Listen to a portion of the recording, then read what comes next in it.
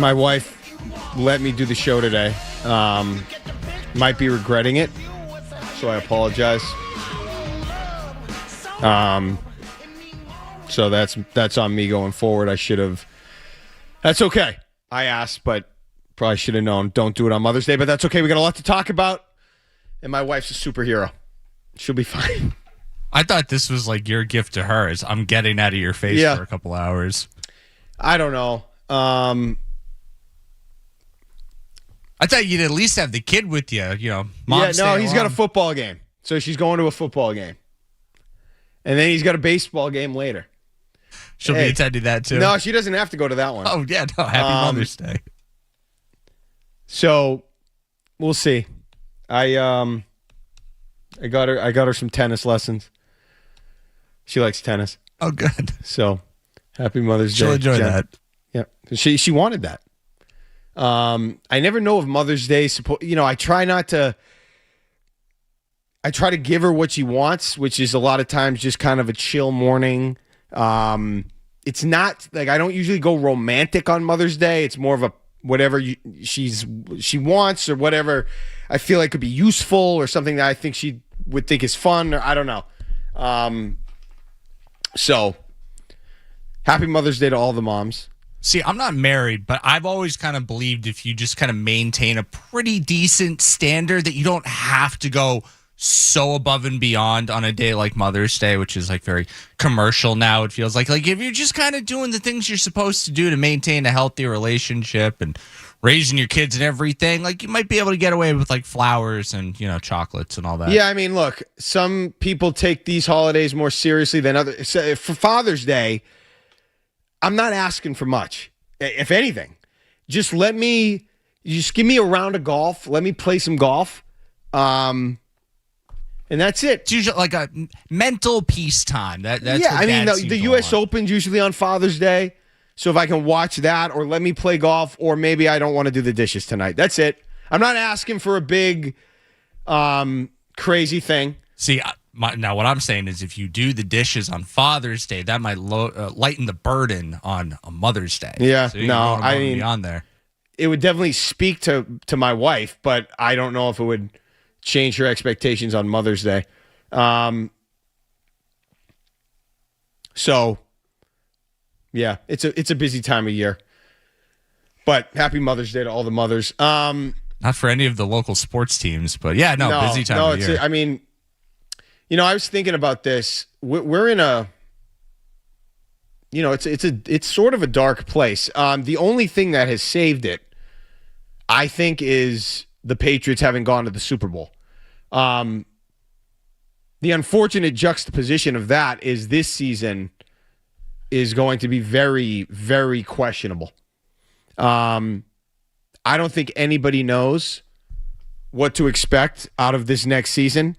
That makes it interesting, but obviously the schedule will come out this week, which I think is an overrated day, honestly. Schedule release I think day. It's one of the most overrated days in sports. When did it turn into this like multimedia experience where teams are, I mean, now in the advent of AI, it's going to be even more absurd. But all of a sudden, like the social media teams like woke up one day and said, we should really be doing more with these. And it has turned into this like entirely different monster. I'm way more interested in who they play than when they play them.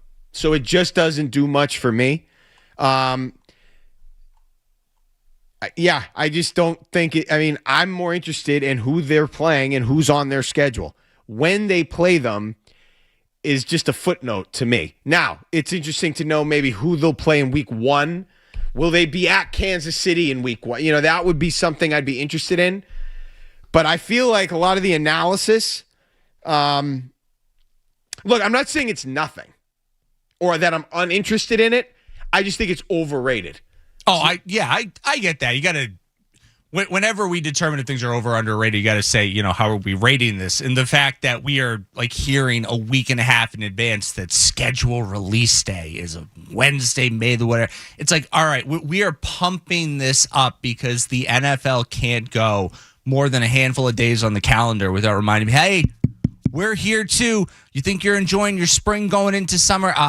Those leaves are going to be changing. You're going to be out in a parking lot here in a couple of months, so don't get too comfortable. As far as where the Patriots are, I agree. I'm much more interested in the opponents, but I think there's some things, like, colloquially, that as Patriots fans we should know. Like, are you getting Miami at the early part of the season? Do you have to be in Florida in September? Are you in Buffalo? Like, it sucks up here in the winter, but do you have to deal with, like, lake effect snow at any point in December or January? I'm more interested in what's their toughest stretch of the schedule. Where does it fall? What does it look like? I mean, if they play games, at Detroit, at Seattle, home to Kansas City, check that. That's an away game. So if they're at Detroit, at Seattle, and then say home to Denver, that would be a tough stretch. Like, that's something I would be interested in seeing. But again, sometimes in the NFL, you don't know who's going to be good. You don't know who's actually going to be the stronger teams because things change so much year to year. I mean, I remember the year, I think it was the year Jimmy Garoppolo played. They had a game first night of the season at Arizona. Everybody thought it was a huge matchup, big game, good team. Arizona ended up awful that year. Goofball missed the kick. That's how Garoppolo got his first win. I can't remember who the kicker was, but they were in Arizona. They were supposed to lose that game. I think it was Tom Brady was serving Deflategate suspensions, and a guy missed the kick, and the Patriots start 1-0 with Jimmy Garoppolo. Sometimes it can go the other way. Last year, the Patriots lost to the Raiders. Didn't think it was devastating necessarily in the moment. Then you saw how bad the Raiders were, and you say, how did they lose that game? Cost them home field advantage in the playoffs. So they ultimately don't even get what's his face from the Denver Broncos. It's all run together. We got the backup quarterback instead of the starting quarterback. I'm looking forward to, and I didn't even plan to start the show with this, but just because we came onto this, I'm looking forward to this season. I'm looking forward to this schedule. I love it. I love how every week is essentially a daunting task. We'll see what happens with Fernando Mendoza, but even the Raiders, you get the top overall pick. That's intriguing. Let's see how it goes. Everything else, division game, aside from the Jets, I still can't believe Geno Smith is in the league and on that team. That's incredible. Bailey Zappi's on that That's team incredible. The Jets and Dolphins, I know the Dolphins have a new head coach. I don't expect much from them. But the Steelers, Mike McCarthy, there's really a nothing burger there. The home games aren't going to be as interesting as the road games. Packers will be interesting at home. The Vikings, I don't know. Kyler Murray, J.J. McCarthy, that's not going to really move the needle for me at this point. Team in flux right now. So you've got Denver, you've got Green Bay, and Buffalo at home. Those are the big ones at home I'll be interested in. And then obviously on the road, Chiefs, Chargers, Jaguars, Bears, Lions. See, they don't play one out-of-division road game I won't be vehemently interested in because these are all outstanding matchups and big tests. And I can't wait to see how that unfolds. Happy anniversary to Nomar Garciaparra. Do you remember the 3-homer, 2 Grand Slam game in 1999, May 10th, 1999? I was a lad back then, but I remembered the excitement around me. I just knew I was around, people older than I was, like family and neighbors, and they're watching the Red Sox, and it was always an experience as a child before, they rattled off a couple of World Series. But yeah, Nomar was a big deal back then. So whether it was him doing something in the game or if they were playing the Yankees, all I knew was I like this. I don't know why I like this, but everyone around me seems to enjoy this baseball team. So I guess I like him. So as of right now, and it is May 10th, so a strong, 5 weeks into the season, maybe more. Only 3 members of the current Boston Red Sox have more home runs on the season than Nomar had in that one game that night. Wilyer Abreu has 6. Wilson Contreras has 8. Jarren Duran has 4. Everybody else is either below or at 3 home runs, the same amount that Nomar had in that game, that one game. I think Munetaka Murakami has more, than those 3 combined right now. Nomar Garciaparra, May 10th, 1999, had double the amount of RBIs in that one game than everything future face of the franchise Roman Anthony has on May 10th, 5 weeks into the season. Roman Anthony has 5 RBIs. He had 10 in the one game. So that's disappointing for me. And it was also one of the probably more fun, random regular season performances of all time. I mean, you can go down the list. There's a lot of them. But for me, that's one of the most fun that I remember where a guy just went nuts in a game. Obviously, there's Pedro Martinez and the 17 strikeouts at Yankee Stadium. That was a big one. Remember Bill Miller hit 2 grand slams in Milwaukee one time from both sides of the plate? God, I liked Bill Miller so it was like I couldn't understand why they would move on from a guy like that. Again, being a younger fan at that time, I'm like, he's great. I think he was playing third base for you. I'm like, he's good. Why don't you just keep the guy? Not understanding his age, his contract, performing in a contract year. None of that stuff made any difference to me. But I do remember Bill Miller fondly for the Boston Red Sox. It's probably between this game, the Nomar game, the 3 home runs, 2 grand slams, and then in 2001, do you remember the David Patton game in Indianapolis? Ran for a touchdown, threw a touchdown, caught a touchdown. No, I don't remember. Man, that was one of the greatest all-time random sports. Way better than Jonas Gray. Better than a lot of those types of games. It was David Patton, week, I have to look it up, 2000. I mean, he had a ridiculous, insane game at Indianapolis, the game was. He caught like a 90-yard touchdown from Tom Brady. Threw what might have been the greatest deep ball I've ever seen a non-quarterback throw to Troy Brown. It was like a 60-yard touchdown. 60-yard. This is October 21st, 2001. Yeah. And then how long was his run? It wasn't a 5-yard run. It was a 29-yard touchdown run. 30-yard touchdown run in the same game. That is right there with the Nomar game as the most random and outstanding and memorable one-game explosions in Boston sports history. I'm trying to think. I'm sure there's a Celtics game.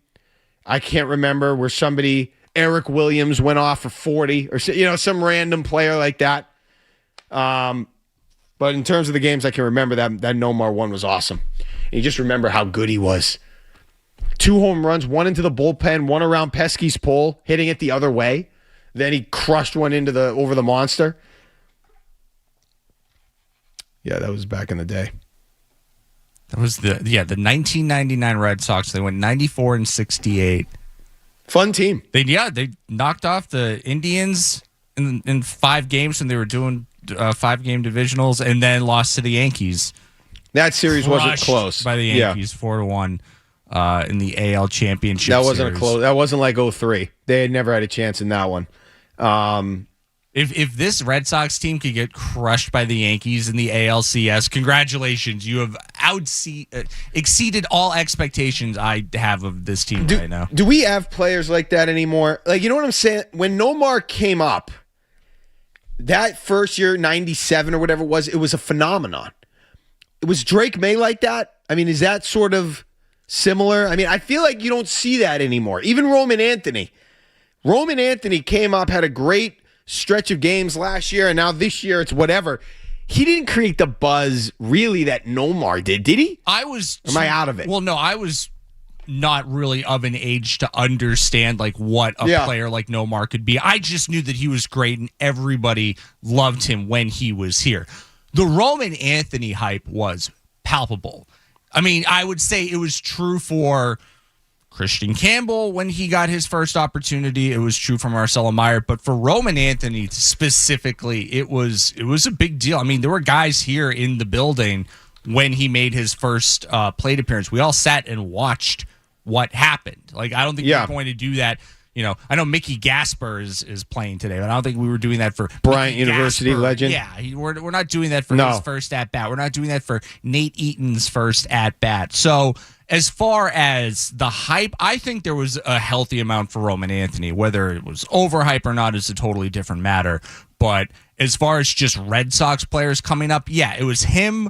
And then before that, when Brian Bayo getting called up was a big deal because that team needed help. It was also July, and there just wasn't a lot to talk about. But Pedro Martinez completely hyped him up. He said, his stuff is as good as mine. And everybody was like, oh, my God, this is going to be like the next great Red Sox pitching prospect. We haven't had anybody like that since John Lester, and here we are. He's not very good. So Roman Anthony, his rookie season was 2025. Didn't play the entire year, obviously. But I feel like, we kind of need to slow it down a little with Roman Anthony. You know what I'm saying? Just a little. Do we need to slow it down with Roman Anthony, or does the organization, the Boston Red Sox, need to slow it down with Roman Anthony? I would put, a lot of blame on the Red Sox shoulders. Yes. Well, obviously the top guy in your organization is 21 years old. That's a problem. I'm just saying, Roman Anthony in his career in the majors has played 101 games. 101 games. Guess how many home runs he has in 101 games? Just guess. I'm going to say he has 16 home runs. 9. He's got 9 home runs. So I'm just saying, in 101 games. So he did all of that work in the healthy stretch he had last year. Yeah, so look, I'm not talking about games missed. I'm just straight 101 games. What is that? If you're projecting to 162, what does that translate to roughly? If he's got 9 and 101, 18? Not even? So that'd be half, and you're playing. It'd be like 16 home runs. What's so special about that? It would 16 home runs. I think it is. You know how many RBIs he has in 101 games? 37. I was going to say somewhere in the 30s. So you're talking about less than half. That's like 60-something RBIs. Maybe like 67, 68 RBIs. So projecting out in one season, 162, he would have about 16 home runs, 68 RBIs. Do you think what the hell is that? Do you think this is what he's going to be? No. But, I'm just saying Nomar in his rookie season had 44 doubles, 30 home runs, and 98 RBIs. 209 hits. Then he followed it up, and we all know about Anthony's slow start. He's injured. Followed it up. He had 35 home runs and 122 RBIs in his second season. Different era. I get it.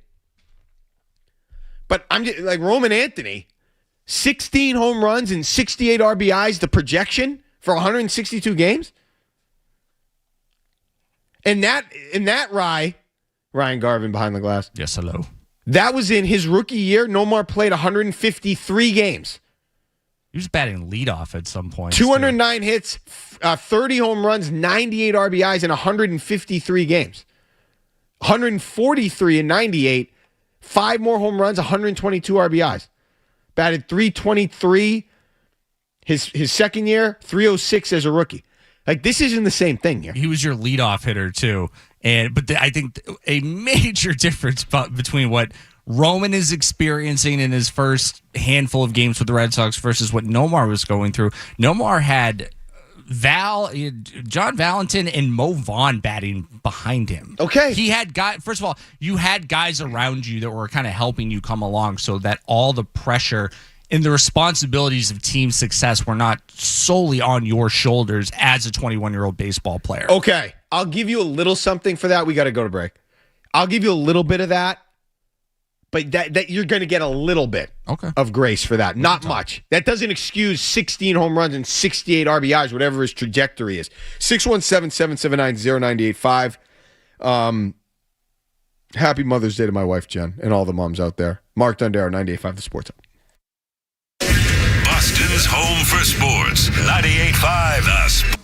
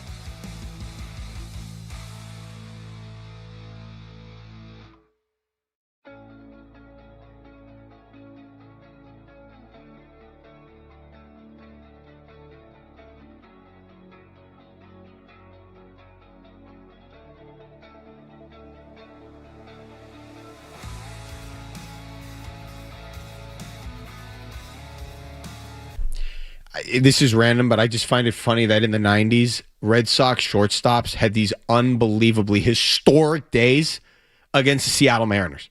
Either historic days or historic moments. 1994, John Valentin turns an unassisted triple play against the Seattle Mariners. Okay, 1995, John Valentin goes 5 for 5 in a game with 3 home runs against the Seattle Mariners. And then in 1999, Nomar Garciaparra, 2 grand slams, 3 home runs, 10 RBIs against the Seattle Mariners. Just random. I think we need to start questioning the Roman Anthony experience. And I'm not trying to beat him down. I'm not trying to I'm obviously not saying he sucks. He doesn't. He's excellent. I'm just saying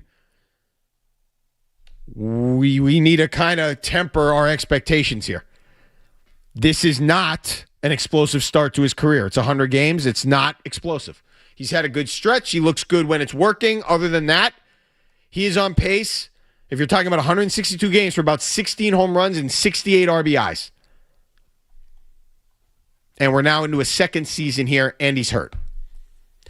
Now, I get it. Expectations, the Red Sox, the help in the batting order and stuff around him. But, I mean, man, when you think about, because we've been talking a little bit about Nomar Garciaparra just because of the anniversary of the big game. When you talk about what the Red Sox had in 1997, which I just find interesting, because in 1997, they just weren't that good. You know what I'm saying? They were good, but it wasn't like 2004, wasn't even like 1999. They were under 500 in 97, 78 and 84. Mo Vaughn, John Valentin, Nomar, Troy O'Leary, Tim Nearing, Scott Hatterberg, Will Cordero, Darren Bragg. You remember any of these names? Was that lineup better than this one? I would say just for having Mo Vaughn. Yeah, it has to be, right? And Valentin? Easy. Valentin, Nomar, Vaughn. That's better than anything you have right now. Vaughn hit 35 home runs in that year. Nomar had 30. Yeah. I mean, even Will Cordero with 18. Like, there were guys had some pop. Troy O'Leary had 15 home runs. Valentin had 18 home runs. No, you're not going to have guys close to that this year. How many guys on the Red Sox this year are going to equal 65 home runs between Nomar and Vaughn? Oh, how many players? Will they hit 65 home runs? Probably. I mean, crying out loud. I mean, you would need probably like 10 or 11 guys, I think, on this. Going into the year, I said, I don't think they have a single guy on this team that is projected to hit more than 20 home runs. Roman would have been the guy, but he's hurt, and it's like he has to keep restarting the beginning of the season. He's got one home run in 5 weeks. I mean, that's not good. It's worth mentioning, too, that even when he was healthy, like, he wasn't, things just didn't seem to be clicking for him. And I don't know if it's because he's got a little bit of the Rafi Devers thing, where when the defense is going bad for him, it starts to affect him in the batter's box. I don't know if he just wasn't ready for the start of the year. I don't know if there was any like WBC hangover where he to his credit, right. I don't know he did look the part in the WBC. You know what I'm saying? In that tournament, he looked like the player that I am expecting him to be. I just need to see it. That's all. I need to see it. I mean, this is professional sports. Until I see it, I mean, he's literally on pace for less than 10 home runs this year. Injuries are, a factor, whatever. But don't talk to me. I mean, we're not talking about Drake May here. You know what I'm saying? When Drake May went in, he produced at a level that was off the charts. We're not talking about Jason Tatum. Not in terms of production. Well, all these guys that you're talking about, Mark, as far as like Nomar was a first-round draft pick. Drake May, first-round draft pick. Jason Tatum, lottery first-round draft pick. I think Roman Anthony went in the second round. And I'm not saying he didn't have the validation coming out of college that some of these other guys have. I mean, I think he was still projected to be second round in 2022. A generational talent, but again, it's not so much of a slam dunk. Like, you're going to take a guy in the top 5 in an NBA team, and he's going to be a difference maker. You're going to take a quarterback in the first round with your number 3, number 4, number 5 pick, and he's going to be an automatic difference maker. Even Nomar Garcia-Parra coming up as, I think, the number 12 draft pick.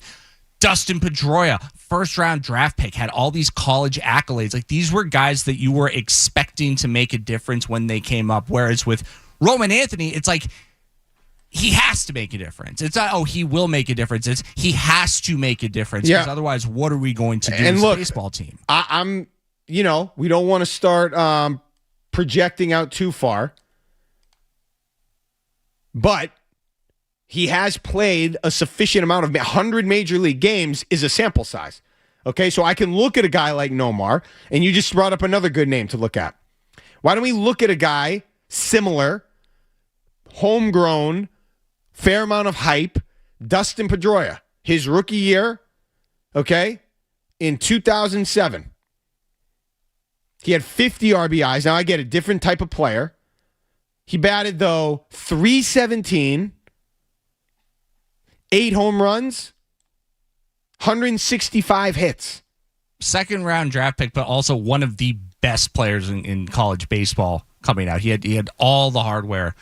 So I think there was an expectation that Dustin Pedroia was going to be like a long-term net positive for whatever team he ended up playing for, and that was the Boston Red Sox. I'm not saying that Roman Anthony can't get there. It just seems that the transition from, okay, you're the young guy to, okay, you're the guy, has been very rocky for him. And I'm not going to put that specifically on his shoulders. I am going to look at what is happening around him and going, are you sure the kid was ready before you just pushed him out into the spotlight and said, start dancing, kid, or they're going to start hucking tomatoes at you? I mean, I'm just saying this. I was around, obviously, for Pedroia. I was around for Nomar. I remember Nomar. I remember Pedroia. There has not been that level of production. I guess what I'm trying to say is at this point, Roman Anthony is closer to Tyler Seguin than he is Drake May or Jason Tatum. At this point, that's where we are. But also, like, the things that I guess we take for granted now were things that Nomar and Dustin Pedroia came up and were able to throw the ball in a straight line. Like, that's what I'm talking about. Gosh, I don't even want to talk about that. Well, I'm going to talk about it. That shouldn't even be a conversation. The fact that that's a conversation is pathetic. And I wonder at the early parts of the season where we're like, oh my God, he can't throw. Like, there was one he missed. It skipped the infield dirt. He was standing in left field, and when the ball came out of his hand, it didn't clear the infield dirt as he was trying to throw somebody else at home. That's the kind of stuff that I'm going, oh my God, this is what you would see in your kid's baseball game. Right. Yeah, I know. I can't be too hard on the kid for not being able to throw the ball in a straight line. He's 7. It's so different when you're like, all right, this guy is the franchise, Roman Empire. This is all we're going to talk about. Oh God, he just threw the ball into the stands. Oh God, he just threw the ball into the stands a second time. And yes, spiked it into the ground. I'm being a little hyperbolic, but it's one of these things where you're going, how can you expect him to be a generational talent when just the fundamentals of the game seem to be eluding him right now? And then what is causing that? Is it just he's so in his head that he can't focus on these things and it's just not coming to him naturally? I would imagine it's a lot of pressure to be putting on a 21-year-old, especially in this market. I'm just saying he hasn't arrived. That's all. I'm just saying that the hype not. is validated. I'm not saying that. I think he has justified some of the hype in his play at times. But if you want to talk about an arrival, he's arrived. He has not arrived. There is just not enough production and on-field playmaking that I have seen for me to conclude definitively that he's arrived. It's just, that's the way it is. David's in North Providence. Hey, David. Morning, gentlemen. Morning. Basically, I like this subject because you have talked about prospects that came up, but the prospects that came up before had a lot of veterans around them. This management has tossed all their cards in on Anthony Casas, Rafael, Bale, Duran, and Maya. And it just hasn't worked out because they put so much pressure on these kids. There's no veterans to help them along. Thank you. Thanks, David. He's not wrong. That would help. But at the same time, look, I could go on a whole rant about that. We'll talk about that. We got to go to break. At the same time, though, eventually, especially when you're a prospect that generates this much hype and this much fanfare, eventually you just have to be judged on your production. Now, I understand that's not helping him. They've put a lot of pressure on him. He's young. He's the face. All these things. And the hype is insane. But eventually, I need to make an evaluation based on your production. You're doing the show today. Yeah. I Happy mean, I Mother's can't. Well, Day. no. I get it. But Roman Anthony. 100 games. It's not nothing. 100 games is a sample. It's not the big. It's not. It doesn't mean I'll make definitive conclusions about Roman Anthony's career and what he's going to be. But 100 games is something that I can look at and say, look, he's on pace for about 16 home runs. This season, he's on pace for not even 10 home runs. Injuries, fine, but that's just not enough production when you have that level of hype. 617-779-0985. More on this.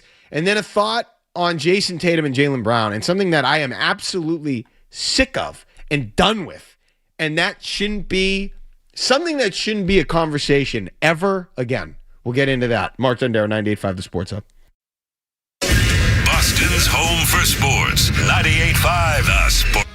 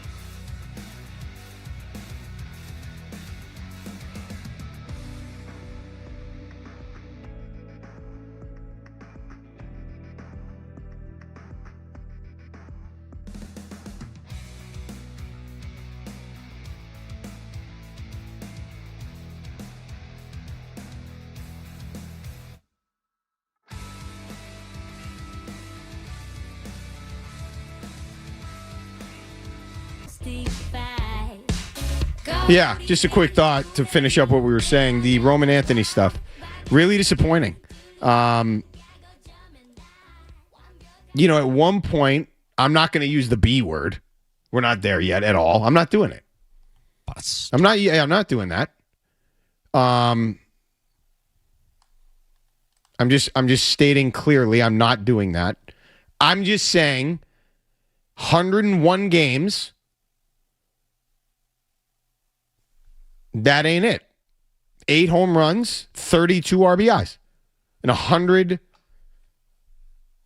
Oh, check that. That was in 71 games last year. In 101 games, he's got 9 home runs, 37 RBIs. Just not good enough for the hype that he generated coming up, and now we're into his career. Okay?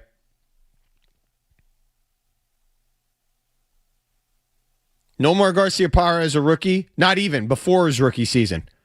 24 games in 96, had 4 home runs and 16 RBIs. That's basically half of Roman Anthony's production in a third of the games. So, again, based on where we are right now, I'm not projecting what Roman Anthony will be for the Boston Red Sox. I'm just saying right here and now, he is more Tyler Seguin than Jason Tatum or Drake May. That's all. Mookie Betts had 5 home runs in his first. I love it. Let's do another one. 52 games. So that's where It's another good one. I look at where the 2014 Boston Red Sox were. Well, first of all, what was Mookie's rookie season? 2014. Okay, that was his rookie year. season. So the Red Sox are coming off a World Series championship that I don't know that many people expected the year before. Played in 52 games. And as he's coming up, he, again, 5 home runs. He hit 291. He had an OPS of 812. But he wasn't, I think they were meant to kind of just fit him in because that team still had a bunch of veterans on it. And I even opened it. So I look at like that 2-year window mark of the Red Sox in 2014 and 2015 where they're starting to work Mookie Betts into their lineup. They're starting to work Xander Bogaerts into their lineup. I'll even extend that to guys like Andrew Benintendi, Eduardo Rodriguez, Christian Vasquez. Like there were a lot of guys, talent, that they were bringing up that were young and would inevitably be part of a championship run going forward. But the growing pains that those teams had to go through in 14 and 15 were real. They were not good teams. And it wasn't until 2016 where these young guys started to fire a little bit that they were able to start making the playoffs. And I think they got bopped either by like Houston or Cleveland. But Might have been Cleveland. I was there. So they would then go, that was David Ortiz last year. Oh, God. So 2016. So it basically took 2 full seasons. Correct. For these so this guys. is a better approximation maybe of what Roman Anthony might be in for. The key, it's such a major difference between these teams, which is why I'm just so fundamentally against the approach that this iteration of the Red Sox are taking. That team still had Dustin Pedroia. That team still had David Ortiz. That team did have to go out and buy a pitching rotation because outside of Eduardo Rodriguez and then Rick Porcello, who had already been here, they didn't have anybody else. We're starting Joe Kelly. They had to go out and trade for Chris Sale. They had to go out and overpay for David Price to come in. But they had veterans that were kind of helping these young guys along. And then once everything kind of lined up perfectly, they were one of the best teams in baseball. They were one of the best seasons that this old-ass franchise has had, and they won a championship in 2018. The difference now is you don't have those veteran guys, and I think in baseball more than anything else, Mark, it's so crucial to have guys. It's a grind every day, and just to like turn to someone and go, what do I do? Trevor Story, what do I? Oh, you can't hit your way out of a paper bag. Like, what are you possibly going to tell me? I think it's been borderline franchise malpractice to drop the responsibility of the team's success at the feet of these young kids and have nobody around them to kind of help them along the way. That's certainly a factor. The fact that there isn't more help in the lineup around him is certainly a factor. But I'm just saying, eventually, like I said, I need to see whether you have guys, a loaded team around you, a big-time lineup, a sidekick, any of those, eventually I'm going to have to see the production. And whether you talk, maybe the Betts trajectory is more like Roman Anthony because their first few, now, Betts was about 5'9", Anthony's 6'4". It's a little different. I'd expect a little bit more pop and power from a guy like Anthony. But maybe this is more like what we're going to see and what we can hope for. The only thing I will say, and again, it's early into this season, 5 weeks. 5 weeks. So I'm not making any judgments about this season at all. I know he's injured. Every one of those guys, Nomar, Pedroia, Betts, all improved. Even if the numbers were modest as a rookie, their second year, they improved. I mean, Betts went from 5 home runs to 18 home runs. He went from 18 MVP RBIs to 77 RBIs. Ideally, I'd like to see Roman Anthony's numbers improve. Now, he's going to be playing in more games. I mean, he went from 52 games to 145 games. I'm talking about Betts. Anthony should go from 71 games, hopefully, to more than that. We'll see what the injury situation is. So I would expect the numbers to improve. That's the trajectory first and foremost. So if the numbers are worse this year, if his batting average, you hit about 291, which is where you want him. Now he's at 226. If it doesn't rise a little bit, now I expect it to, that would be a concern. Because that's not what the top guys that you've had who've come through the organization that have turned into real legitimate stars do in their second year. They all get better. Betts went from 291 to 318 in his second to third year. He went from 291 his rookie year, stayed at 291 his second year. Didn't go down. So that's what we're looking for. And I'm just saying 100 games in, 101 games, I need to see more production and more improvement from Roman Anthony. He's supposed to be a star. Right now, though, he's closer to Tyler Seguin than Jason Tatum or Drake May. Those are different situations, and we know the prosperity that they've had. And even Tyler Seguin, Tyler Seguin had the benefit. I don't even know if benefit is the right word, but he was the team was good. He was the 19-year-old on a very, very good team full of future Hall of Famers that were playing for championships. The 2014 Red Sox were just coming off a World Series, and I think expectations were higher for that team then than they are for this team now. But again, I'm coming back to the point of those guys had they had older guys to look to and go, oh, okay, maybe this is when I should show up. Maybe this is when I should take batting practice. Even Jason Tatum and Jaylen Brown had maybe to their they leaned on Kyrie early. They had Kyrie Irving. Marcus Smart was so quick to point out how many times he's been around the block. Even Al Horford in his first stint with the team. Gordon Hayward, there were Marcus Morris. There were plenty of older guys here that it didn't fall squarely on the shoulders of Tatum and Brown, despite the fact that you take a guy third overall and I think fourth overall in back-to-back drafts, you're expecting that they're going to be difference makers because it's basketball and it's not baseball. Okay, so when we get back, we're going to finish up this Red Sox. We did the first hour on the Red Sox. There's one more thing I want to point out. And we've all talked about the spending and lack of some of the spending and aggressiveness in the roster. Have we under-discussed another major impact in a negative sense to not going out and getting some of the guys that you used to get? We're going to talk about that because there's a point here to be made on that, and then we're going to get into some Celtics stuff. 617-779-0985, Mark Dondero, 98.5, The Sports Hub. Boston's home for sports, 98.5, The Sports Hub.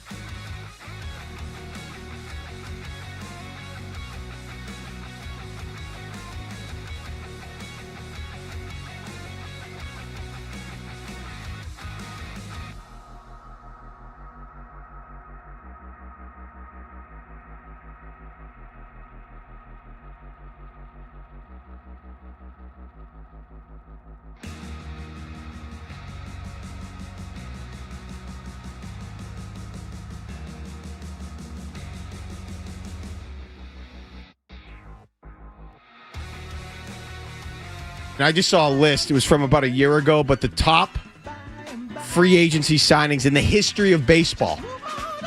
Okay, number 1 was Barry Bonds. Number 2 was Greg Maddux. Maddux going from the Cubs to the Braves. Bonds obviously going from the Pirates to the Giants. Number 3 was David Ortiz. Number 9 was Manny Ramirez.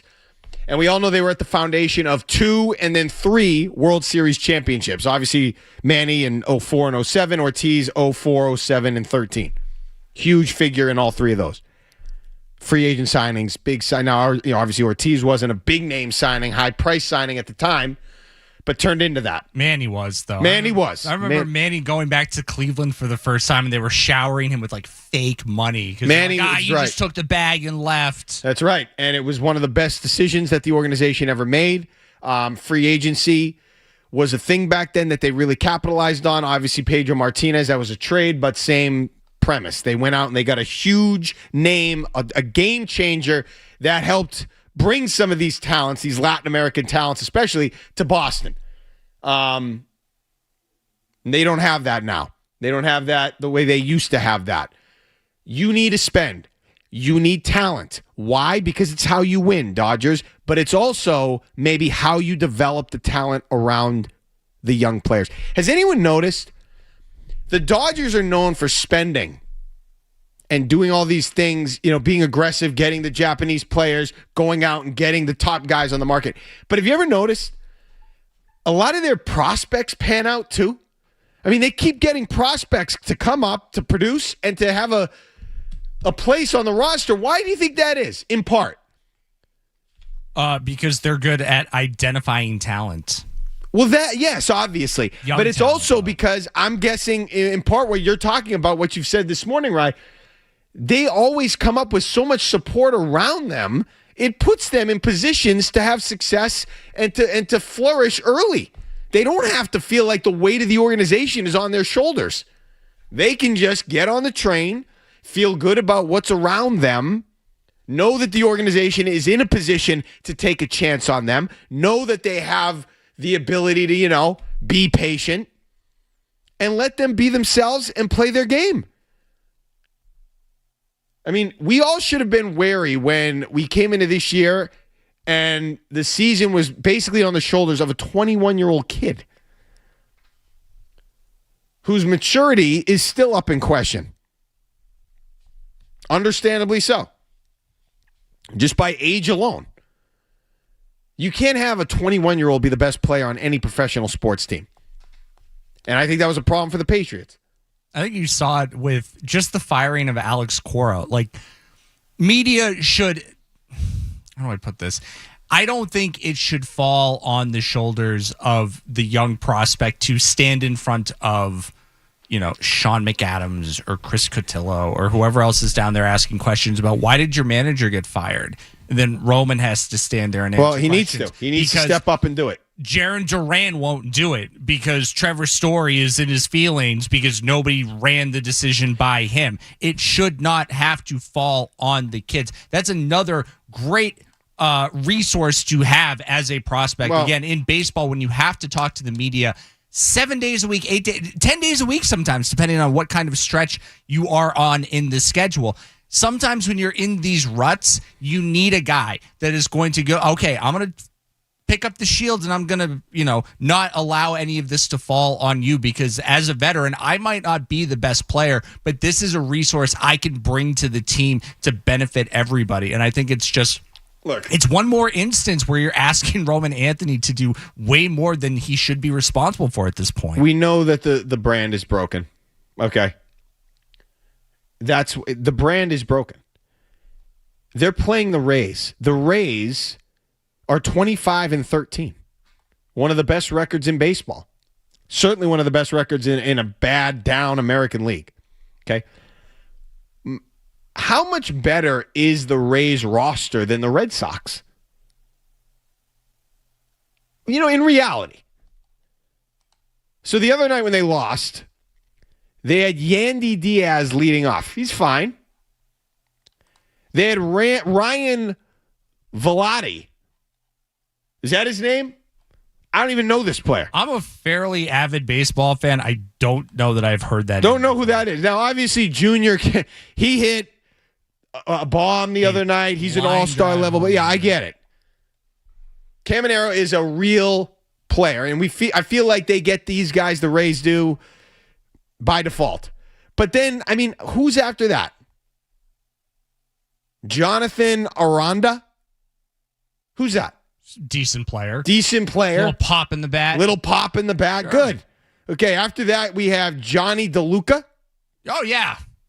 Okay. I grew up with the DeLucas. The DeLucas. Good family. Following him is second baseman Ben Williamson.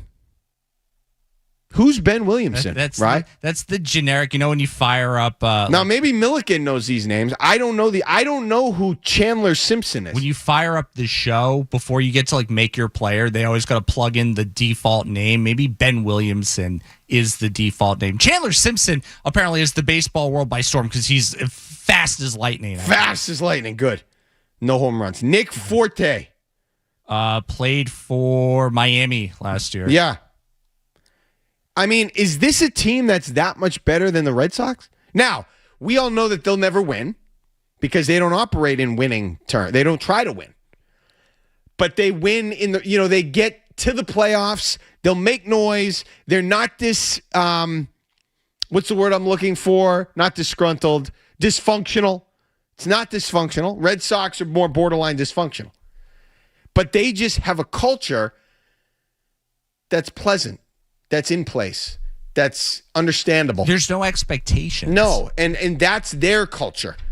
It's the wrong one, but maybe that's all the Rays can do. The reason I'm not going to destroy them is because they've never been what the Red Sox have been. They've never been able to be what the Dodgers are. The Red Sox have been that, can be that, showed us they know what to do and aren't doing it. Okay? And now as a result, their culture is shot. The Rays culture isn't. That's why they're 25-13. And you suck. Even though the rosters really aren't that different. This Rays roster really isn't any better than yours. It's fine. It's okay. It's almost like if you're a Tampa Bay Ray, technically you are in Major League Baseball, but you're really not because you're never going to get a Major League contract from the Tampa Bay Rays. You will get one when they inevitably, if you perform for them, you're going to get paid by anybody else will give you a contract, but you're not going to get it from Tampa. And because of that philosophy, because they don't have the resources that the Boston Red Sox allegedly have, they have to be much, much tighter with their player evaluation. They need to know where their resources are going, and they need to know how to scout players. So that's why, Wander Franco, with his transgressions aside, was a great player for them, and they threw a big chunk of money at him. That was the anomaly because they are never in a position to do that. They can't retain their great players. The Red Sox can.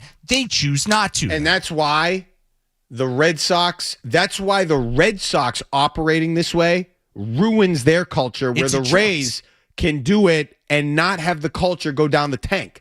Because they never have been a big spending, type of team where all these things are going their way and they're bringing in high-priced, big-name guys. That's not what they do. Everybody down there understands it. It's just not what they do. The Red Sox used to do that, and when they don't, and it's the same owner especially, that torpedoes everybody's attitude. The culture takes a major hit, and now you get into a situation where I'm not sure who they could bring in that's going to be able to rescue them because the culture is so bad. And culture is very important. It just exposes so many more flaws that you could get away with by throwing a bunch of money. I don't know. Maybe the Dodgers have a bunch of culture problems too, but you would never know because all their players are making good money and they win way more than they lose. Maybe if you were to do an about face on the business model that has made the Dodgers successful, things would be falling apart out there. I just think that when you're not spending money and everything falls onto your player evaluation, it exposes how poor the Red Sox have been at it for the last couple of years. And I think that kind of spirals into what you're pointing out, Mark, is it just things got so tumultuous towards the end of Alex Cora's time here that just things weren't meshing well, and they're like, well, we have to do something. We need to make some kind of move because we are floundering in the early parts of April, and the only thing that they had available was fire the manager. It was their only recourse to say, no, see, we actually do allegedly care about. So we fired the manager because we care about winning. No, we fired the manager because things have just gotten so stale here because we have let this thing that we've been allegedly trying to build up for the last couple of years just rot to its core.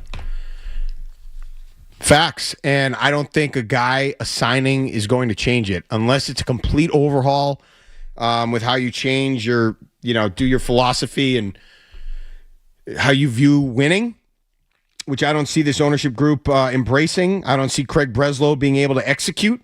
I don't think it's going to matter. I legitimately don't think it's going to matter who you bring in. I think everything is so broken. It's just going to have to be a complete overhaul in order to change anything, turn anything around. And it's going to take a couple of years. Again, that 2014 to 2016 was bad baseball, and you had good players on that team. I'm not saying, like, for what you were saying at the beginning, like, this isn't the end of Roman Anthony. This might not even be the end of, like, some of the other young guys there. But this is going to take time, and it might take a little more time just because of how far behind everything you are. Like, again, you had good resources for those guys coming up in 2014 that they eventually figured it out. And in 4 years, they won a championship. This might take longer because you've decided that guys like Alex Bregman, I'm going to even throw Justin Turner into that category too. Justin Turner wanted to be here. Yeah, he was a good signing. A great resource for this team. And they're like, no, we don't think that you're worth the money. We're not going to pay you. They don't believe in having these guys come along, and now you're just left with Trevor Story and cranky Jarren Duran, and I don't think you're going to build culture with those guys. We're going to we're going to get a headlines, no break, right? No commercials, headlines. We're right back. We'll go to your calls, but just to your point there, Rye, it's worse. This is worse because in 2014, 2015, yes, they needed to overhaul some of the roster, but you had Dave Dombrowski. Okay, you needed guys. You had a GM in place or a CBO, whatever it is, in place that was willing to do what needed to be done. And maybe even more important, your culture was fine. Your culture wasn't broken. Yeah, you might not have had the roster you needed. You needed some players. You needed an influx of talent. You needed some specific tweaks to be done. The roster wasn't broken. I'm sorry. The culture wasn't broken like it is now. So not only do you need those players, you need to fix and overhaul the entire culture. And I don't know how you do that with just John Henry and, whoever else is a part of this organization right now. We're going to get to your calls. Quick headlines. Back to you, 617-779-0985. This is Mark Dondero, 98.5, The Sports Hub. From the Town Fair Tire Studio, this is strong finger all up and go. This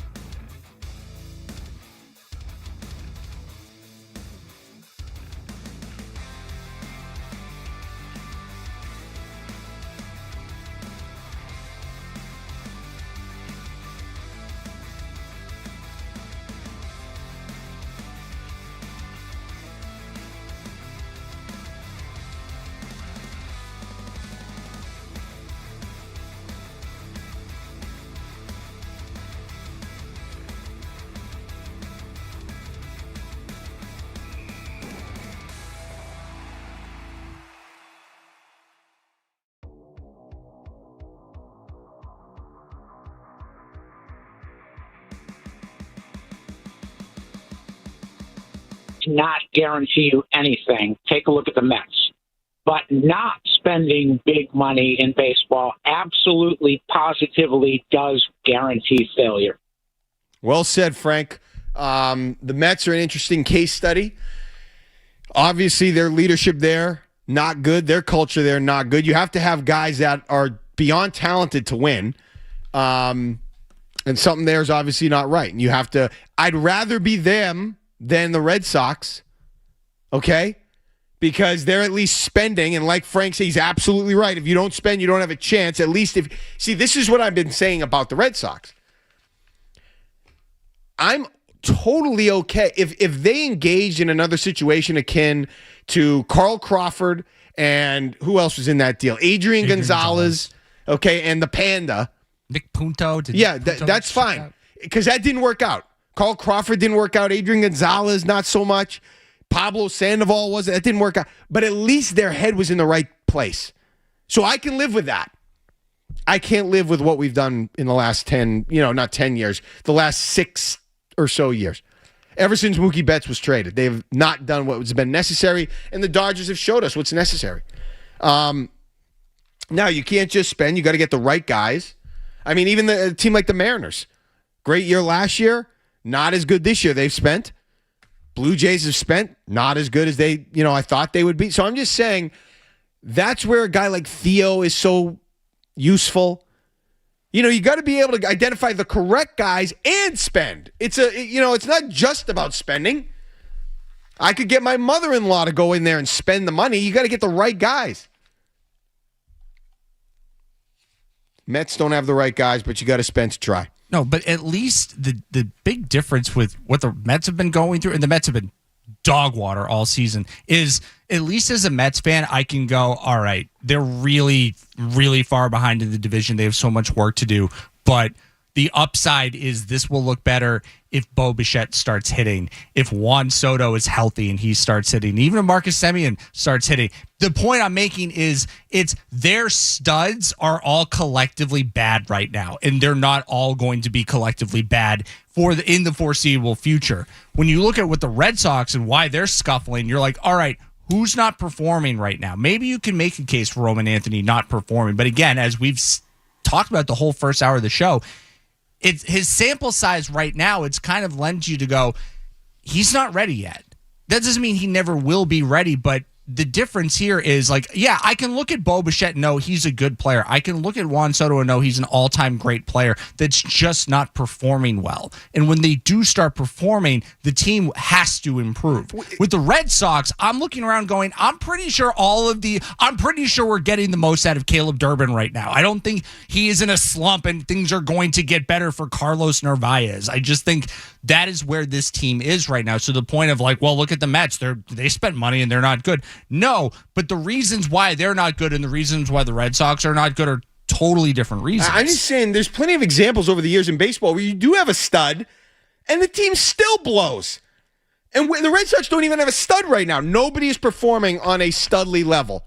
I mean, I'm thinking back to Alex Rodriguez on the Rangers. I mean, look at Mike Trout's entire existence in L.A. They've never really been good. And he's having a great year this year. They've never really been good. Let's go to a quick phone call on the Celtics because that's where we're going next. And I want to talk to Bob in Vermont. Hey, Bob. Hey, guys. I just want to know where we go from here with the Celtics because Jaylen Brown said that this was his best season, one of his fun seasons. I couldn't agree more. So I just wanted to know where we go from here. Hold on, Bob. You couldn't agree more in terms of this was one of the more fun seasons, you think? Yeah, didn't he say that? I thought he said that. But I just didn't know if you were echoing his sentiment. Oh, no, I just didn't know what he was saying, so I was just making sure what I could say. Yeah, no, he said this was the most fun he's had. Pros. Okay. You guys are the pros. So where do the Celtics go from here? Thanks for the call, Bob. We're going to talk about that next, and I'll tell you exactly what they should not do. It shouldn't even be discussed. That's next. Mark Dondero, 98.5 The Sports Hub. Boston's home for sports. 98.5 The Sports Hub.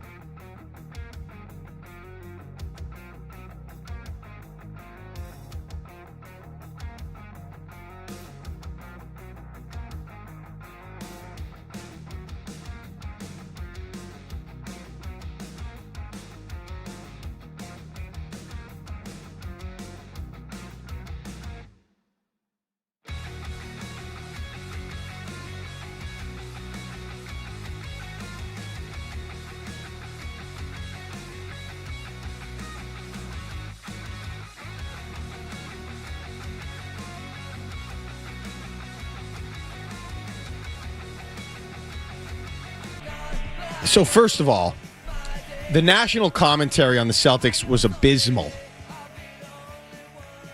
You could really tell that the national guys did not focus, do not follow the Celtics closely enough based on the commentary. Everybody thought that they were going to be, oh, watch out.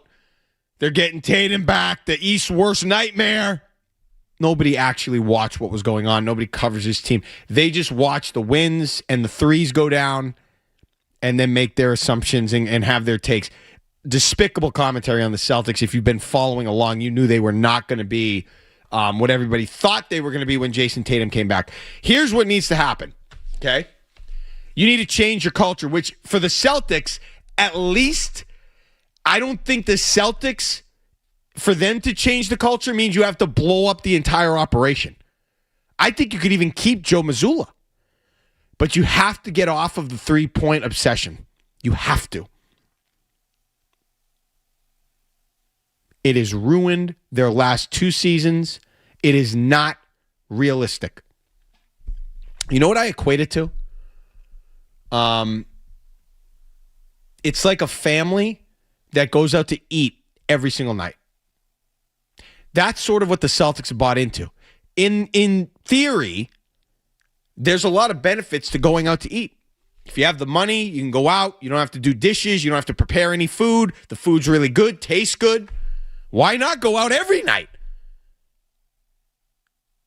It's, in theory, a great strategy. I mean, if I could do this every night, why wouldn't I? If we could shoot this many threes and get the 3 points and make that our shot, why wouldn't we? Analytics, that makes the most sense. But when you break it down, that's not the way to live life. You shouldn't go out to eat every single night. Okay, because the money for doing that is going to pile up. You're probably not eating as healthy as you could. And it just creates a culture within the home that's unhealthy. And then what happens? Oh no, we go out to eat every single night. Now we have to host Thanksgiving. What do we do? I don't know where the play. So that's when like the playoffs start. Now it's Thanksgiving. Now you're hosting Christmas dinner, and everybody comes over expecting like, all right, this is going to be the best meal. All these guys talk about how great food is, and then you go over there and you're like, this isn't good. Sure, they don't even have like. We're eating it off paper plates because they spend so much time out to dinner. They don't even know where the plates are. I'm eating off of paper right now. I'm just saying there are things, if you were to go out to eat every night, there are things that would become impacted that you might not think about. Like the ability to cook. The ability to cook, be self-sufficient. Maybe your laziness goes up a little bit. I'm not cleaning these dishes. I don't know how to make an egg sandwich. I don't know how to do anything because we only go out to eat. And all of a sudden, you're not as equipped with some of the skills that are vital for you to be a success or for you to just live life appropriately. And I think when Brad Stevens talked about, do we have any Brad Stevens sound? If you find any Brad Stevens sound on the three-pointer specifically, Ryan. Oh yeah, let me look. Play some of that. Let me know. Because yes, in theory, if you get a good open shot from 3, that's a good shot. Okay? But what other impact does it have on the basketball team? And I don't think he talked about that. Do you have the sound? We certainly shot some bad ones. I'm not telling you we didn't. Bad There's threes. no question about that. But I also thought we shot some really hard shots at the rim and some really hard shots in the mid range too. So and I don't necessarily fault anyone for that, other than credit to Philly's defense. And we've got to do a good job as we build out the roster to have more options. Okay. It's a heck of a statement there from Brad Stevens. We can't fault anybody for the approach that we took that has proven down the stretch, if it's not working, it's not going to just start working. But it's just, you can't just be about threes. Okay?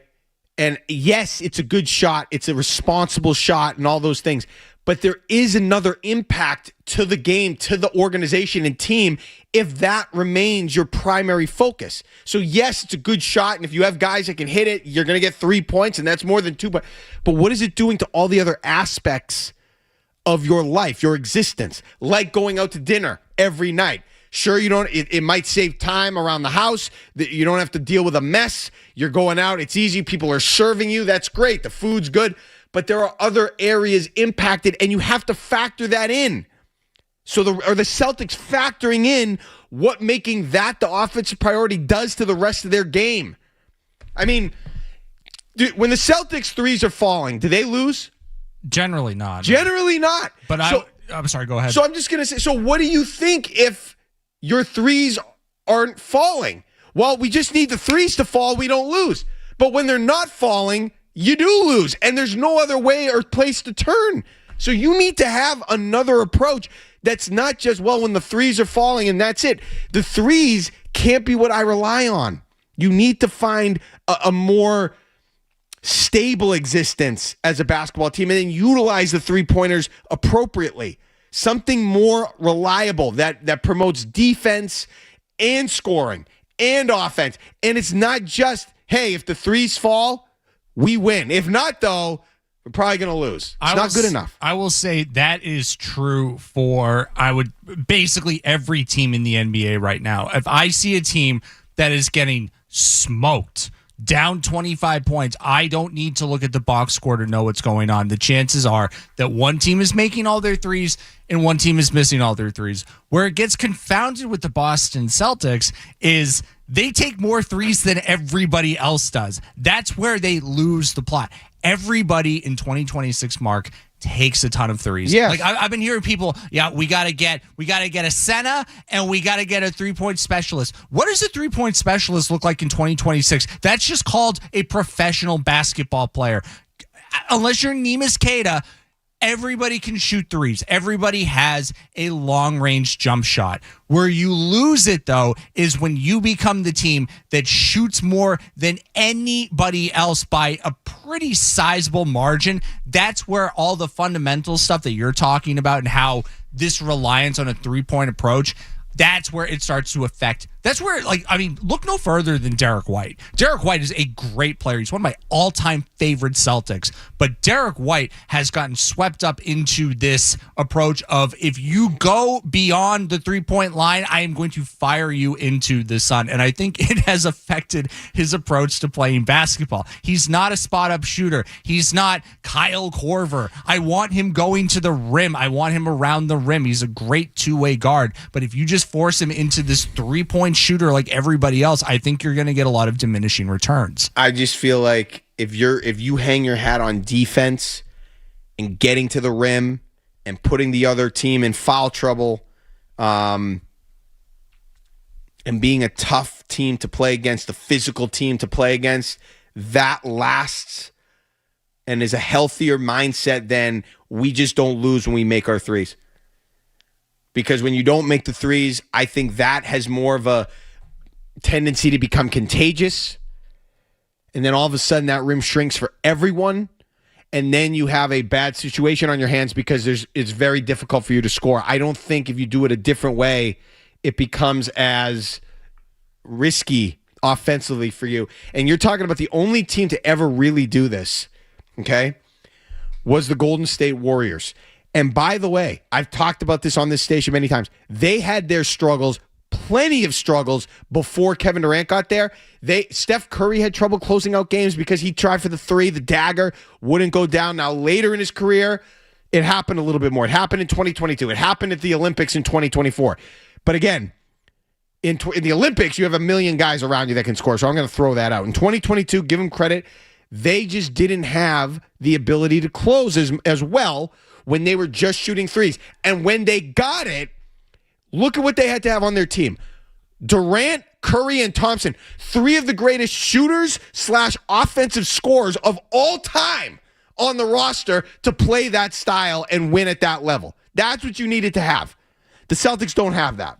They don't have that. John's in Boston. Hey, John.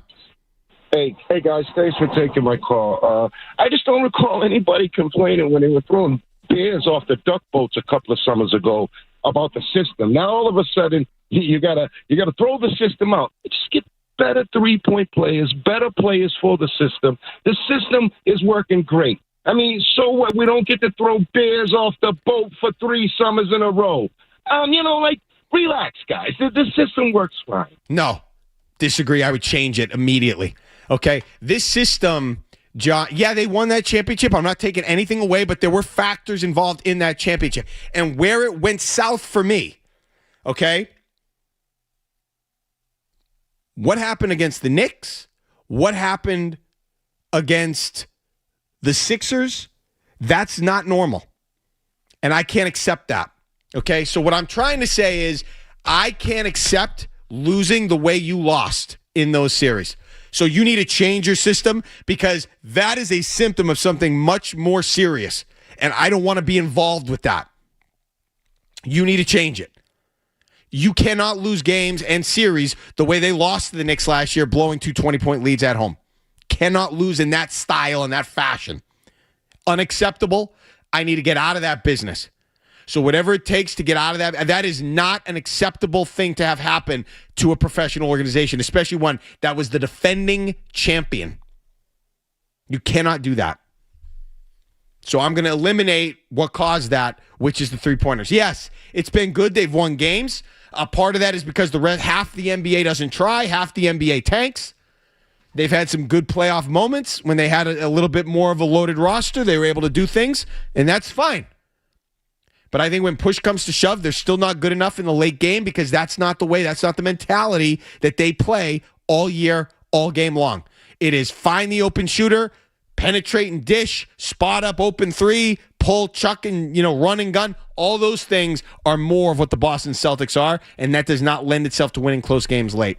Yeah, maybe other people weren't complaining when we were having our Celtics summer and throwing bears off the duck boats. I hate Mark, I hate so much what basketball has turned into. I used to love watching professional basketball. It is every team plays the same. You want to know why Oklahoma City is so good? Because they force live ball turnovers and run the other way. They're a fast break team. Nobody plays ball like that anymore. I love the way the Thunder That's play. what I'm saying. That's why they're so much better than everybody else, because they are not reliant on one way of playing. They have guys that can shoot threes. They have a bunch of bench guys that can shoot threes. They have a bunch of better players that can go out there and shoot threes, but that's not ultimately how they win. They win through getting to the basket. They win because SGA is a free throw merchant, but ultimately they have more depth to their approach. So you were just talking about what Golden State turned into. Steph Curry, Dame Lillard, James Harden, these guys have killed basketball for me because everybody just starts to fire, 30-foot three-pointers. 2 years ago, the Celtics attempted almost 4,000 three-pointers. I am bored to tears watching every single team play this way. So, yeah, maybe the majority of people weren't complaining when the Celtics won a championship off a fairly easy path through the playoffs. Yes, they still had to beat those teams, but it was not nearly as tough as the paths that they have come across so far. I hate it. I can't watch it. I don't have the patience for it. I miss what the game used to be. And I sound like all the old people that I used to laugh at when I was in my 20s going, what do you know? This is the way it's going. I get it. I get it now. I get it with you Larry Bird people. As you get older, you look back and go, oh my God, they were doing things so much better. I hate the way that this team plays basketball, and I hate the way that most teams play basketball. I just want their MO to be defense and grinding out buckets. And then you shoot threes when applicable. I'm not saying abandon three-point shooting. No, do you know I went back? For the exercise, I was preparing for another show, and I watched a random quarter of the 2008 playoffs, and this was Game 5 of the 2008 Eastern Conference Finals against the Pistons. I picked a random game. I'm going to watch a quarter. In that entire quarter, the Celtics, they took one three-point shot.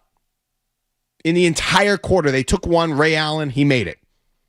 They took 15 for the entire game, three-point shots.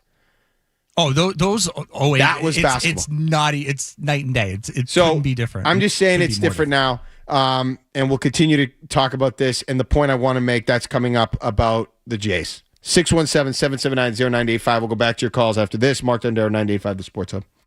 Boston's home for sports, 98.5.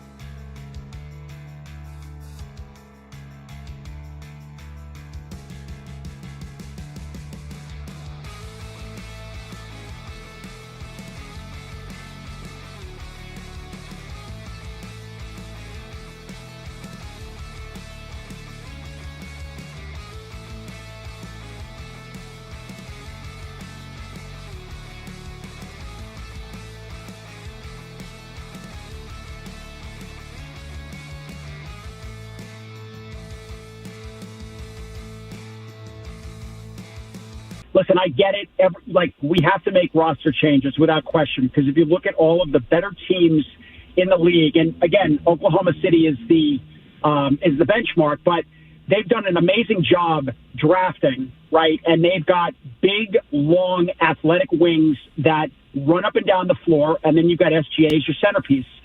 What this year, right? So here's my problem with everybody kind of going on and on about what we do and don't have. This year was not a year we were going to really, truly compete for a championship. This year, the focus of this year was to get under the cap, was to clear out contracts so that in a year or two, we have got a ton of money to go out and do something similar to what the Knicks did, right? They spent a ton of money, right? Whether or not you agree with the moves that they made, they got 3 long, big, athletic, physical wings that shoot threes. They've got an athletic big man that shoots threes. That is really the blueprint for what we are going to be able to do when we have a ton of cap space in a year or two. So I'm not too concerned. And my second thing I just wanted to say real quick about Mazzulla, I get it. The guy is just not good in the playoffs, and if you really look at the numbers, it's fool's gold. But I think you got to give him 2 more years. He's still a young coach. He's still stubborn. I think eventually he'll come around, and I don't really see where you'd replace him. I mean, there are options out there. You could find another person to replace Joe Mazzulla in a minute.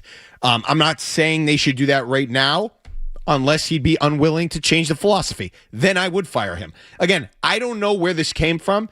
I don't think Brad Stevens has been asked this. I wish I knew he was speaking to the media the other day. I would have gone and tried to ask him myself.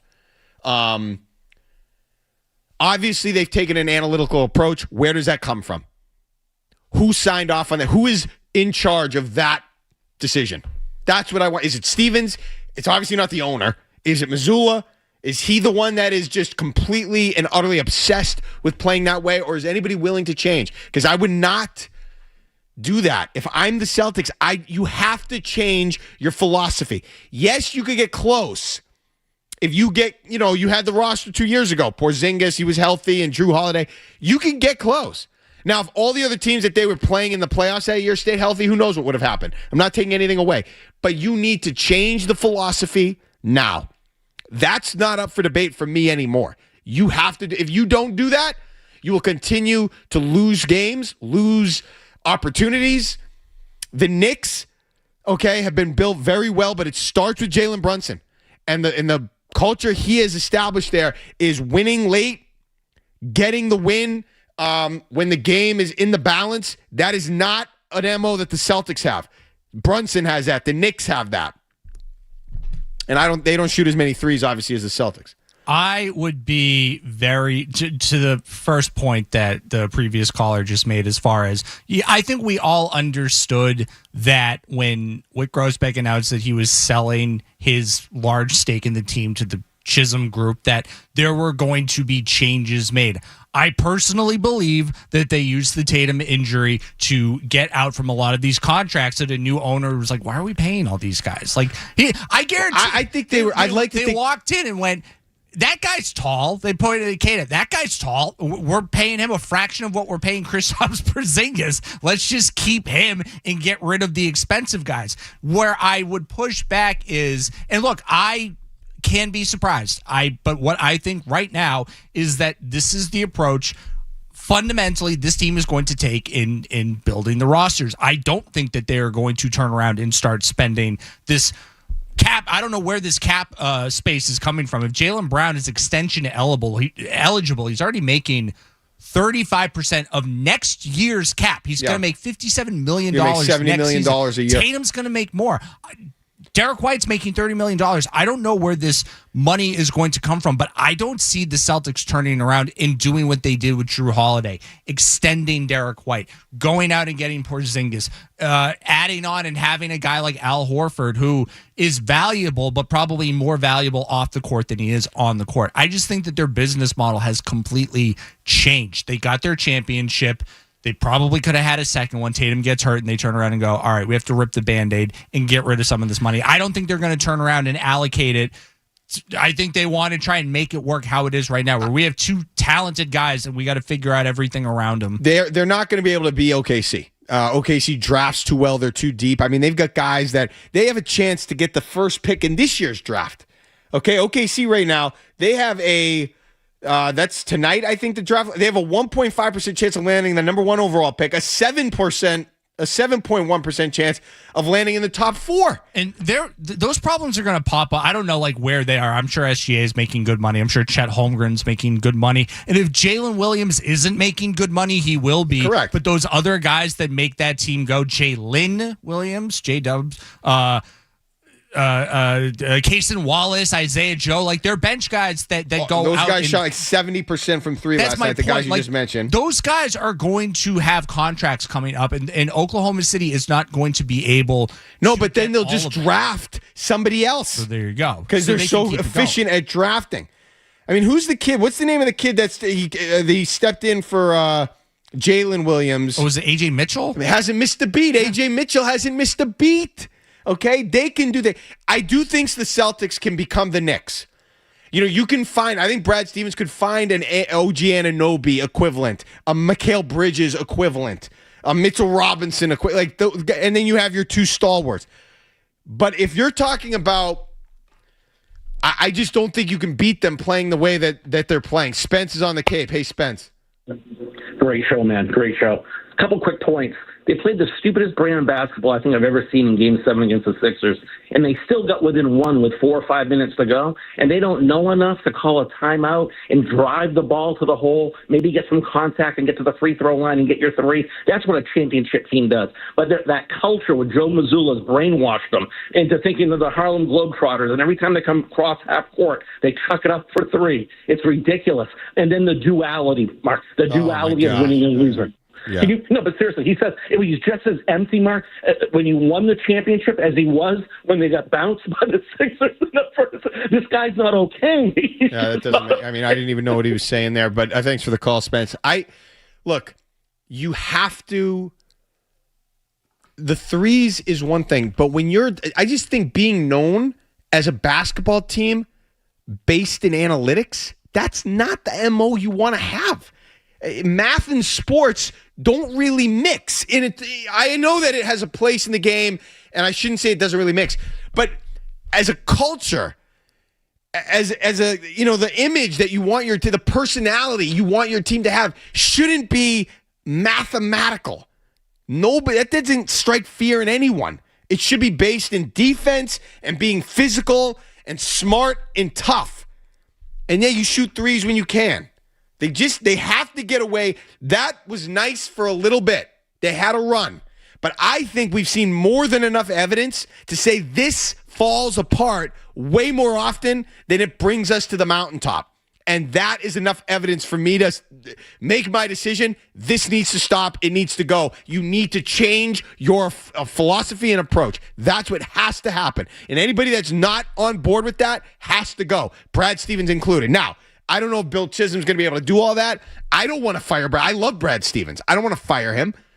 But this needs to change. So if that's what it takes, I'll do it. I'll do it if that's what it takes. This needs to change. Nobody is bigger than the philosophy needing to change. I wonder, so one of the things that Brad Stevens said in his press availability last week is he did credit the 76ers, and the 76ers were kind of able to solve what the Celtics were going to do. I think any team should feel really good if the Celtics aren't hitting their threes. We have a real chance to win. But then he was quick to point out that, the roster construction might have had something to do with where the team was. And if you're going to be so beholden to firing from beyond the arc, then yeah, you probably do need more guys that have a better clip of shooting threes. Now, at that point, it's up to the coach to go, who gives me a better chance to follow that philosophy? Luka Garza or Nikola Vucevic? He chose wrong. He could not have been more wrong in picking Luka Garza and then Nemias Queta to get more meaningful minutes when you were trying to get back into that game than a guy who actually is an established three-point shooter. Again, you're going to hear people this summer say, yeah, the Celtics need to get a three-point specialist. That is every single player with maybe the exception of 10 or 20 guys who are older. everybody shoots threes now. I should say everybody can make a three. Not everybody's going to be able to shoot with consistency. Then at that point, you got to go, all right, well, can we do better than Jordan Walsh? Can we do better than Hugo Gonzalez? Like, are these guys? See, I don't want to do better than Jordan Walsh. But my point is, Mark, are these guys best utilized when they are behind the 3-point line firing away? Or are guys like Hugo Gonzalez and Jordan Walsh better utilized cutting to the basket and being physical? That's the idea. But I think with Mazzulla, who said famously that the 3-point attempt is the most important stat in basketball, has it all wrong. The most important stat in basketball is the scoreboard. How do we put points on the board? Yes, I understand. 3 is more than 2. I went to first grade. But is it always going to be easier to get 3 over 2? The answer is obviously no, it's not. The philosophy of the team can include 3-pointers, but you have to broaden that philosophy and go, we need to find the easy shots. We need to get grimier and grittier because we don't have a talented roster after Derek White and Peyton Pritchard. There's a fall off there. So you need to put those guys in the best position to throw their bodies around and get more, contact at the paint. I understand Joel Embiid's really big. I get that, Brad. But the point is, you still have guys that were able to beat him to the basket. And they never once tried to do that because it was 3, missed 3, missed 3, offensive foul, missed 3, missed 3, missed 3. It was the philosophy that they wanted to stick with. And ultimately, it's the reason why they lost this series, because they didn't want to back off what they had been doing all along. It's almost like they couldn't. Well, again, in the going out to eat example, when you're tasked with then fending for yourself or being self-sufficient, you don't know how to do it. When the Celtics are tasked with finding a way to win a game late and grind out a bucket, they don't know how to do it because it's so ingrained in their DNA.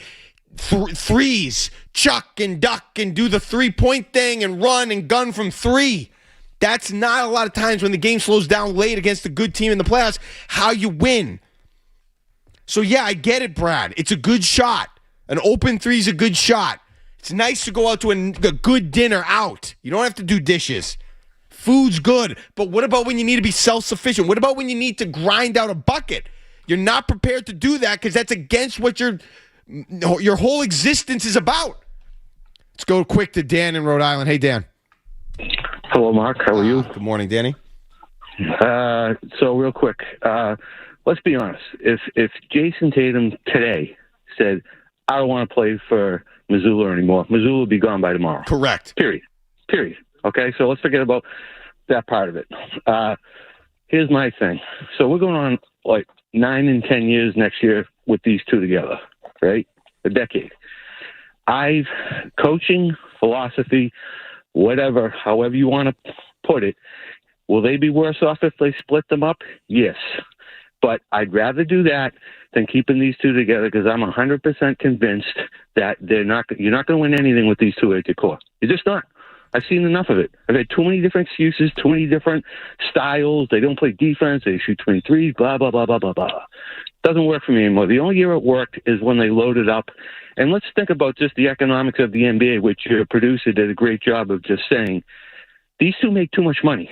You can't do what they did a couple years ago because, A, the owner isn't going to do it. And just think about the NBA, why they do this to begin with. Can you think of a team? Football has a cap of, what, $350 million this year or something like that, $300 million? And they have a 52-man roster. Basketball has, what, a 13-man roster, and you're going to have a payroll of $400 to $500 million? That's insane. That is freaking insane. And the thing about the NBA is it's real money. In the NFL, you could actually pay $250 million and have it count as $350 million.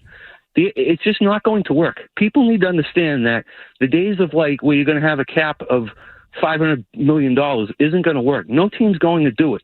And they don't even have their own stadium. That was a one-time thing by a guy who was using daddy's money and he wanted a championship. Any responsible businessman owner is not going to do it, nor should they, and nor would they blame them. Okay. That's it, my friend. All right, good to hear from you, Dan. And that's the next phase of this. We're going to get into that. We got to take a break. We're going to get a headlines. I went long. Can we just break? Yeah, what we have to do now. 617-779-0985. Mark Dondero, 98.5 The Sports Hub. Boston's home for sports. 98.5 The Sports Hub.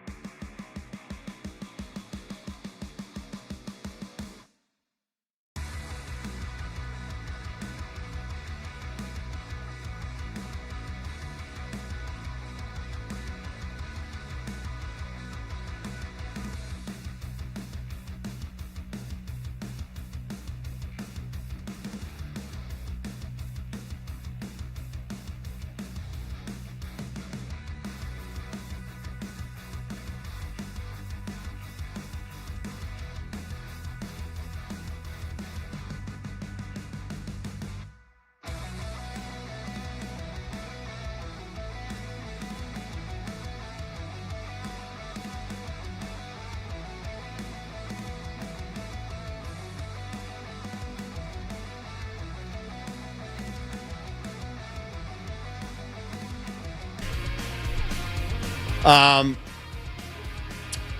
here's the take I wanted to bring to the table today.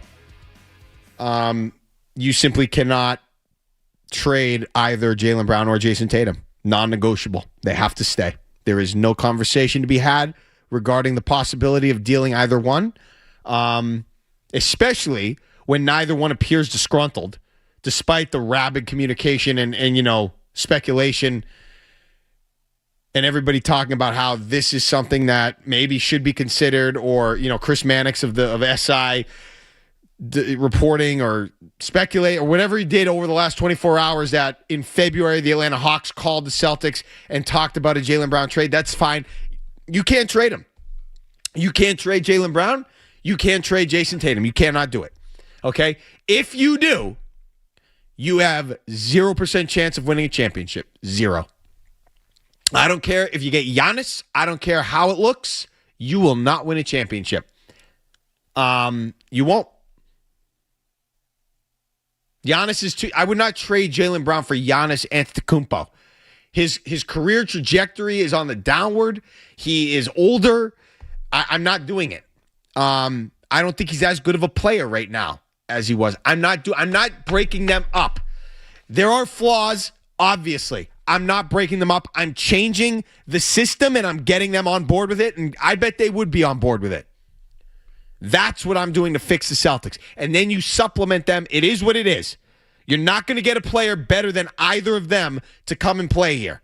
You can't win without them. You can't win without the two of them. So if you want to surrender any form of contention for an NBA championship for the foreseeable future, for the remainder of either of their careers, sure, trade one of them. You'll be done as a contender in the NBA. Done. You have to have both of them here. Think about all the greatest duos in NBA history. Okay? What is one guy without the other one? What's Jordan without Pippen? He said it. There is no Michael Jordan without Scottie Pippen. They probably win nothing without Scottie Pippen. Doesn't mean Pippen, I know Pippen's been inflated with his own ego. No, Jordan's still the guy, but they probably win nothing without Scottie Pippen. Go down the list. The only one where I'm not convinced they wouldn't have won, and maybe I just didn't watch them enough, the whole Magic and Kareem thing. I feel like if the Lakers were so star-studded, if there was no Kareem, they'd probably still win a bunch, but I don't know that. Ask Bob Ryan. I don't think you needed both to win. I still feel like the Lakers would have gotten 2 or 3 with just Magic at all. What's Steph Curry without Klay? Are they winning anything without the other one? Absolutely not. Steph and Klay. They needed more help. Forget about getting rid of one of them. They've been nothing since Klay Thompson left. Shaq and Kobe, what are they winning? One without the other. It took Kobe years to get back, and then even when he did, he needed Pau Gasol. He needed Pau Gasol, and Pau Gasol wasn't Shaq, but Pau Gasol was damn good. And when Shaq got his, the first thing he said when he came to Miami is, "This is Dwayne Wade's team." He needed team. little guy, little flash. You need that second guy. You need a second dude, okay? What's Tim Duncan winning without the support he had? He always had support, and that's not a great example. He had Manu, he had Tony Parker, obviously early had David Robinson. David Robinson yeah. when he came into the league. So that's not a good example. The one too far back. I was going to say the one that might kind of break the mold of like having 2 top-end players. Maybe if you go to 2019 when Toronto won the championship. Sure. Injuries, again, kind of a weird path for them to get there. Kawhi Leonard at that time was one of the best players in basketball. Sure. They also had Kyle Lowry playing at a high level. I'm not going to say Kyle Lowry's anywhere close to like they Klay had Thompson. Pascal Siakam. And I'm not even going to say that Pascal he is a good player, but I'm not going to put him on the same level of like where Jaylen Brown and Klay Thompson or even a Scottie Pippen are. So, but my point is that's the exception. That's not the Correct. rule. Because Denver obviously has Nikola Jokic and Jamal Murray. Golden State had their tandem. Cleveland is historically loaded out with LeBron and Kyrie Irving. The Miami had their super teams. I was really expecting that there would be some kind of, we got to think about breaking this up, because then I could push back. I completely agree with you. It's so hard to find one superstar level player in the NBA, let alone 2. You have two. I don't understand why anybody would be in their right mind ready to move on from these guys. What? Because Jaylen Brown said this was his favorite season, but you and your Larry Bird jersey, this wasn't your favorite season, therefore you're mad at him. I think the reasons why people are getting on Jaylen Brown right now are so petty and meaningless, and they're not going to mean anything when these guys get to play basketball again. You have to fix it from within. There are issues, mentality-wise, approach, philosophy, all of those things. You have to fix it from within. You cannot trade one of them, or else you'll be one of those teams with one. You'll be the Cavs with Donovan Mitchell. They've got some other nice pieces, but not a real threat to do anything because Donovan Mitchell's only one player. And you could go, yes, that is the exception. Kawhi Leonard, that was a good team, but you'll just be one of those one superstar teams that's not good enough. You'll be Rondo in 2012. You'll be Paul Pierce post Antoine Walker before the big three got. You're just not going to be a contender. Not doing it. Not an option. I'd rather try to fix the issues from within. Mentality, philosophical, coach, whatever it is, you need to keep them together. Even if it's not perfect, they are your two dudes, and you need two dudes at least. Ali is in Quincy. Hey, guys. How you doing? I wanted to bring up last offseason, the Raptors had the 9th pick, and it was rumored that Derek White might be in conversations for that, and we ended up passing up on that. A few picks later, Derek Queen from the Pelicans, top 5 rookie in this year's class, he got picked. I think we missed up on that opportunity. But this morning, Shams Charania came out and said that the Warriors are looking for a star to pair alongside Curry. Steve Kerr really likes Derek White. We saw that in the Olympics, and they have a top 10 pick in the draft, reportedly, because the lottery's today at 3:00.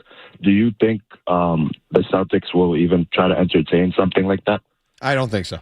I don't think they're interested in top 10 picks. I think they need to be interested in. I think, first of all, Brad Stevens' draft history is not nearly as decorated as his history acquiring established NBA players. That's where I want them to live. Again, I want them to take a Knicks approach. OG Anunoby, get me a guy like that. Big, strong, long, physical. Mikal Bridges, length, athleticism, can defend, also can hit some shots. Athletic, long, wings, that's where this team needs to live. You pair that with Tatum and Brown and get maybe a true point guard.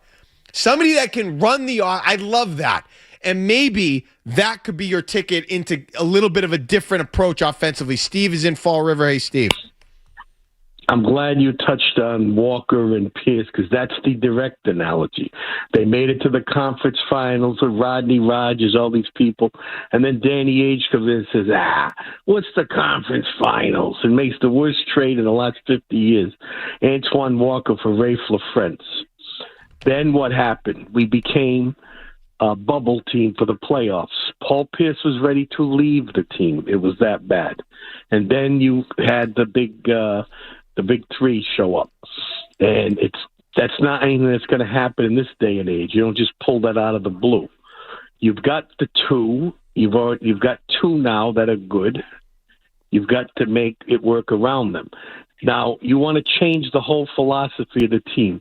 3 is worth more than 2, and we know when they are on, they win most of their games.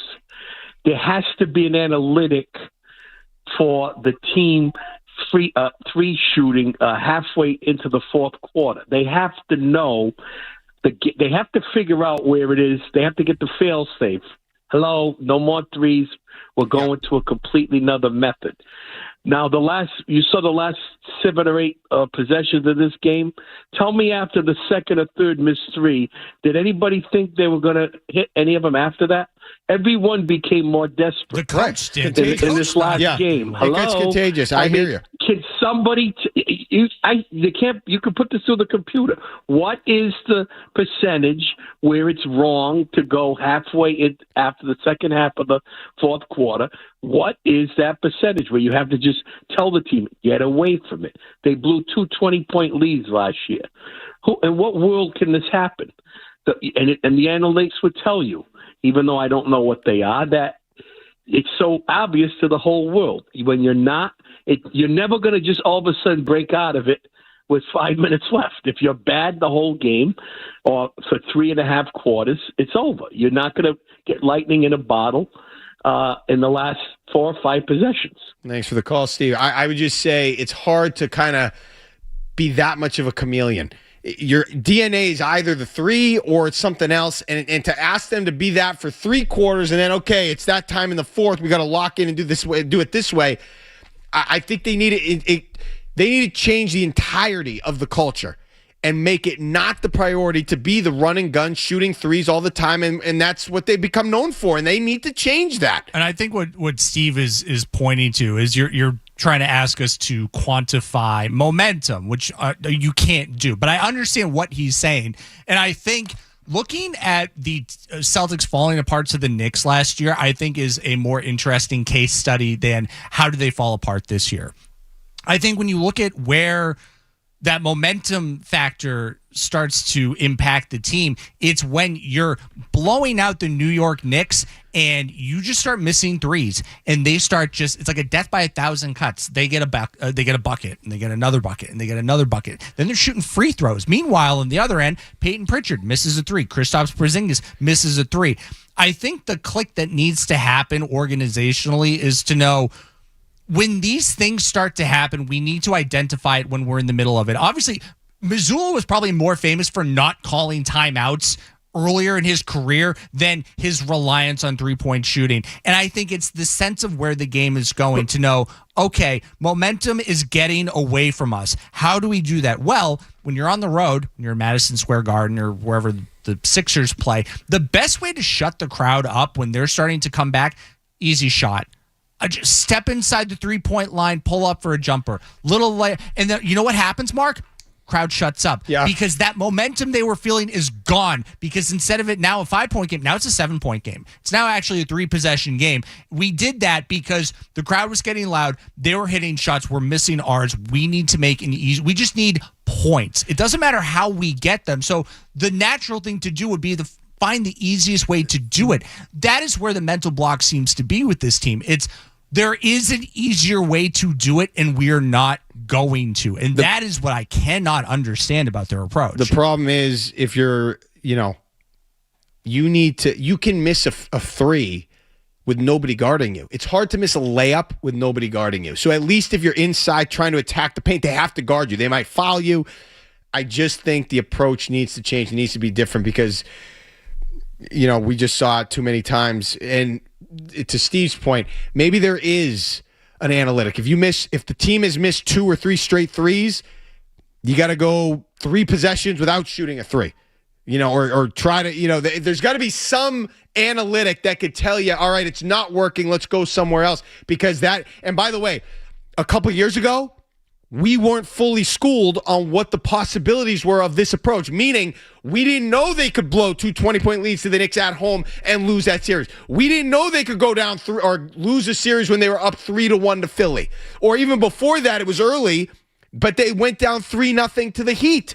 Then they won the championship the next year. I get it. But these things have educated us to the point where I am not willing to accept that as a possibility. What happened to the Knicks? What happened to the Sixers? I can't see that again. So you need to remove that. Is not worth the risk. I'm removing it completely, and that means removing that philosophy completely. I think that the Knicks and the Sixers were more keyed into taking what was available than trying to force something. So again, as we're kind of like talking this out, my brain is spinning a little bit, and I go back to I think it was either game 3 or game 4 where they were up. And in the last 8 minutes of the game, the Knicks ended up coming back and winning, I think, on an OG Anunoby. I think it was 107-105, and he made the obvious shot. And then from there, that whole stretch of time, you don't have any offense coming from your end because you're just missing 3. So I think if you were to look at if you have a double-digit lead and it's taking 4, 5, 6 possessions for the other team to cut into it, it's one thing if you're up double digits and then three-pointer, they're right back into it. That's just they're making their shots. Yeah. But if they're doing it through cutting to the basket, getting to the free throw line, and it's taking an extended period, then at that point you got to go, all right, this is getting away from us, and we are losing time on the clock. If teams are able to come back through the way the Celtics were able to come back when they were down to the Sixers, which was just 2-pointers and easy buckets, That's the way to look at it. If we are blowing double-digit leads and it's taking 4 to 5 minutes because the other team, they're not shooting threes. They're taking the easier buckets, and we're just giving them possessions because we keep missing.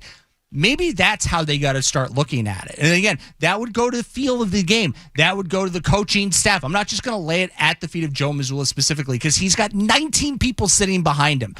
Whether he chooses to listen, I'll never know. But I think it's a coaching staff philosophy that they got to go, oh, this is getting away from us. We can't just rely on our players to make plays. We actually got to step in and act like we work here too. Real quick, Dan is in Boston. Hey, Dan. Hey, guys. When the Celtics were sold, they had an analyst on CNBC, and this guy thinks that the current ownership overpaid. And one of the reasons they overpaid was because they have poor arena economics. They don't own the arena. They have no rights to it. They don't get any concessions, and that's going to come home to roost. To keep these two guys, they're going to have to field a $500 million payroll. That's not going to be feasible. Well, that's unacceptable. You got to find a way. You can't. You're the Boston Celtics. Owning the arena, you got to find a way. I don't know if that's what's realistic in that regard, but you need to find a way to keep these two players on your payroll and a part of the organization. It's as simple as that. 617-779-0985. Mark Dondero, 98.5 The Sports Hub. Boston's home for sports. 98.5 The Sports Hub.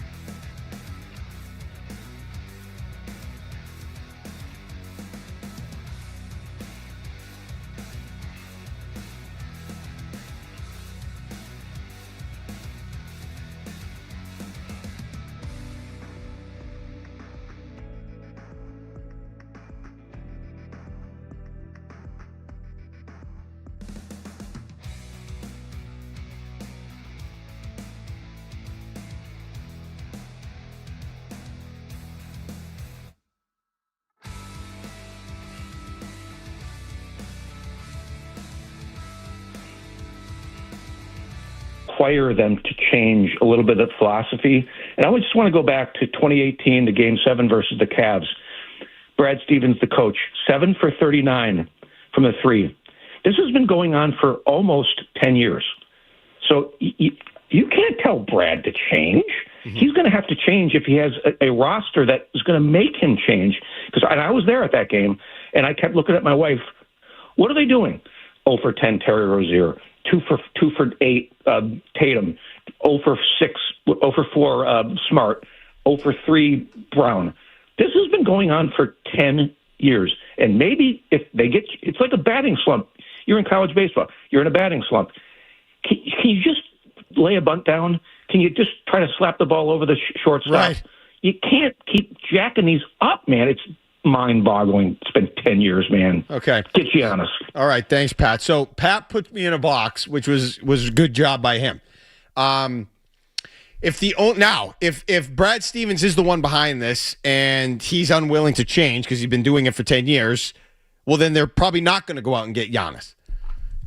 That's what I would conclude in that regard. However, if you ask me, would I rather keep Brown and Tatum together or go get Giannis, trade Brown for Giannis, and that would mean the change in philosophy? I'd do it.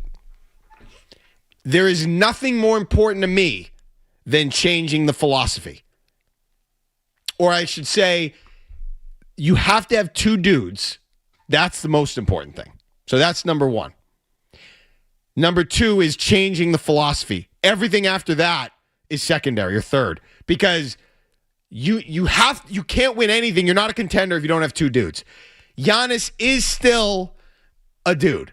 He's older. They haven't been good, but he's still a dude. You have to game plan for Giannis. Yeah, he's still a dude. So if obviously you're not going to get Giannis and then try to keep jacking up threes. So if you would go get Giannis, I think that would signify some semblance of a change. And I think that is so there's two things that are absolutely necessary. You have to have two dudes and you have to change your philosophy. So just trading Jaylen Brown for three-pointers or depth guys and rolling with Jason Tatum as your man, or the other way around, trading Tatum, which I don't think they would do, and then Brown's your guy, and then you're going to fill the... No. Unless you get... And by the way, I wouldn't necessarily do it.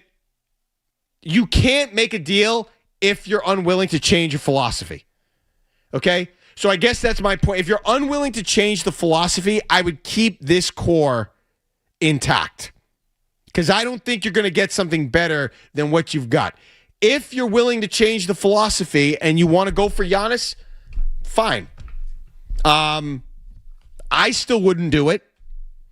I would still keep the younger Brown, a guy that is proven to be able to, at the highest level in the finals, he came up big. And I know Giannis has too. I would keep Brown, younger, played with Tatum, understands the system.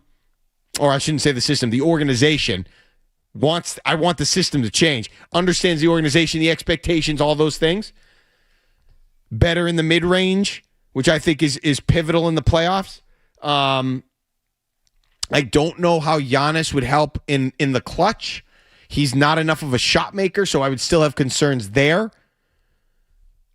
I would keep Brown, but again, if I could get another dude and change the philosophy, that would be my priority. To play devil's advocate, though, on Jaylen Brown specifically, because I agree with you. I like Jaylen Brown. I think Jaylen Brown.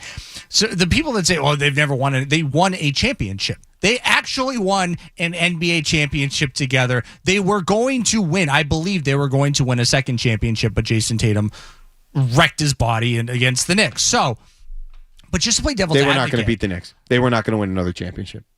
Last year? They were not going to win a championship. Okay, no. well, whatever. Okay. Point is, when Jaylen Brown is obviously running a lot of behind the scenes communications about how he feels, I don't think Tracy McGrady would come out and say he has frustrations with the organization. Just to what are the frustrations? Are they the same frustrations that I have? That's I guess kind of my question is what is it that Jaylen Brown wants out of being a Boston Celtic? What are his expectations? Because I don't think they are being met. So to play devil's advocate, if there isn't any way to make this work, then you might have to think about, instead of forcing a guy to like get with the program that obviously does, he's talented enough to not have to, though. That's the thing. Like he has played well. He played very well this year. He had an MVP caliber season this year. These are all facts. Yeah. So why are you trading him for Giannis, who's on his way down? The idea would be that there's more going on behind the scenes that we are aware of, that Jaylen Brown. See, I believe Jaylen Brown when he says, I want to be a Boston Celtic, I want to be here for the next 10 years. I have enjoyed my time here and I don't want it to end. But to play devil's advocate, you could say, well, he's just doing that because it's good. It's good publicity for him. He can get the fans on his side and push back more on Joe Mazzulla and Brad Stevens. But no, I wouldn't trade those guys. But if there is some kind of fracture here, they've been together for 10 years. We saw with Brady and Belichick, who did it for twice as long. These things are just inevitably going to happen where you see the same people every single day. And you're going to start to wear on each other. I don't think that's like this great disaster that happens within a team. I just think that's what happens when you're around the same people every single day. I think that's going to be okay. They need to fix it from within. I don't think the big explosive trades don't work anymore. When has that really worked? Maybe Cat to the Knicks? Did that work? I mean, they were sort of on the come up as it was. They were coming up. And now Cat hasn't put them over the top. I mean, they've been good. They'll probably go to I still think it'll be the Knicks and Thunder in the finals. And by the way, I'm really looking forward to that if that's what it becomes. He's been good. But I mean, it's not like it's put them over the top. The Celtics need the new version of Al Horford. A former all-star that has enough left in the tank, not Al Horford himself, that type of player. I would love a real point guard. I don't know if that's how the NBA plays basketball anymore. I don't. And I know a lot of people are saying you need a big, you need a point guard. No, it's positionless basketball. I know it's lazy and cliche, but that's because it is what it is. I want Jason Tatum to have the ball in his hand more than I want Peyton Pritchard to have the ball in his hand. Like that makes sense when you're looking at usage and percentage and how many percentage of a possession is going to end with Jason Tatum versus how many possessions end with anybody else. Like, you want your best players with the ball in their hand at the end of every single possession. So when Horford got here, he was a 3-time All-Star. He was, I forget how old he was. He's a 6'8", 240-pound big. That's what they need, guys like that. Established players that have been successful and have a decorated resume, not at the end of the road. But like I said, I keep going back to the Knicks. Anunoby, Bridges, established veterans that can come in, that know how to play and contribute immediately. Al Horford's first stint in Boston, the Kyrie, Gordon Hayward Celtics, he was 30. He was 30 years old when he left Atlanta. Went to Philly. He was here 16 and 19. And then how long was he gone? 3 years? 2 years? Yeah, he was gone for 2 full seasons. Then he came back. He was 35. And he was already like old Al Horford at that point because, that's how we look at professional athletes. So crazy that he had those two separate. Yeah, but that's what they need. They need a player like that, and they need to build like that and then fix it from within, change the philosophy, and you're fine. So you're fine. To kind of answer the question that we're looking at as far as like Jaylen Brown specifically, because Jaylen Brown has done way more talking since the year has ended than Jason Tatum has. So all along, because again, I think this Tracy McGrady stuff is not nothing. I think that Jaylen Brown has frustrations or had frustrations with the organization, and I understand where he's coming from. He believes he is talented. I believe he's talented. And then when Jason Tatum gets hurt at the end of the playoffs last year, they turn around, and I believe that the Celtics used that as an opportunity to move on and have this gap year. And he's sitting there going, why are you paying me all this money and then giving me nothing to work with? So, to what you're saying about Giannis, Mark, wouldn't the natural thing, and again, I'm not going to say that it's Al Horford and Giannis is like a one-to-one comparison because they're two very different players, but if you want to make Jaylen Brown, or appease Jaylen Brown, I guess, wouldn't the move be, well, we got to go back out and get more talented players. Like, I'm sure he likes Neemias Queta and Peyton Pritchard. I'm sure Jaylen Brown loves all those guys and did all the numerology things. I'm sure Jaylen Brown would be just as happy figuring out what every letter in Giannis Antetokounmpo stands for. Oh my God, he can make a weekend out of it. He can make a weekend out of doing the numerology for the entire Antetokounmpo family because you know it's going to be Thanasis and the other one. So how do you make Jaylen Brown happy? How do you make Jaylen Brown feel like he matters to this organization as much as Jason Tatum does? I think it goes through, who are you bringing back? Who are you going to surround Jason and Jaylen with? Talented players. So if you can find a way to go get Giannis and not have to move on from any of those guys, that could be good for the long term. Financially, totally different matter. But as far as these guys kind of all getting on the same page and I don't know how you're going to pull that off. I think that you would have to. I'm not saying Giannis specifically, but you can't just go, well, we've got a cheaper version in Jordan Walsh, and we're not paying any money to Luka Garza or Hugo Gonzalez or the kid from Duke they drafted that never played, the tall kid. I think that's the kind of stuff that would piss Jaylen Brown off, and I don't really blame him for it. You want me to put the whole franchise on my back, but you gave me like the spare parts from the garage instead of the souped-up, beautiful car that we were driving around all of last year. Let me give you an example of a guy I'd love to see come here. Sure. And I don't know where he is in his career, so, and I'm not, Emmanuel Quickly. You remember that name? Played for the Knicks. Now he's, I think, with Toronto. I don't even know that he's still in basketball. He's been hurt. But, I mean, in theory, a guy like that, a guy that's shown that he can make some kind of an impact, has been around the block, has played in the NBA, has made an impact in playoff games, that is a guy that I think I would be interested in. I don't know why I was thinking of Iman Shumpert. No. But a guy I think that played for the Knicks and the Raptors. That was a while back. Emmanuel Quickly, 70 games this year.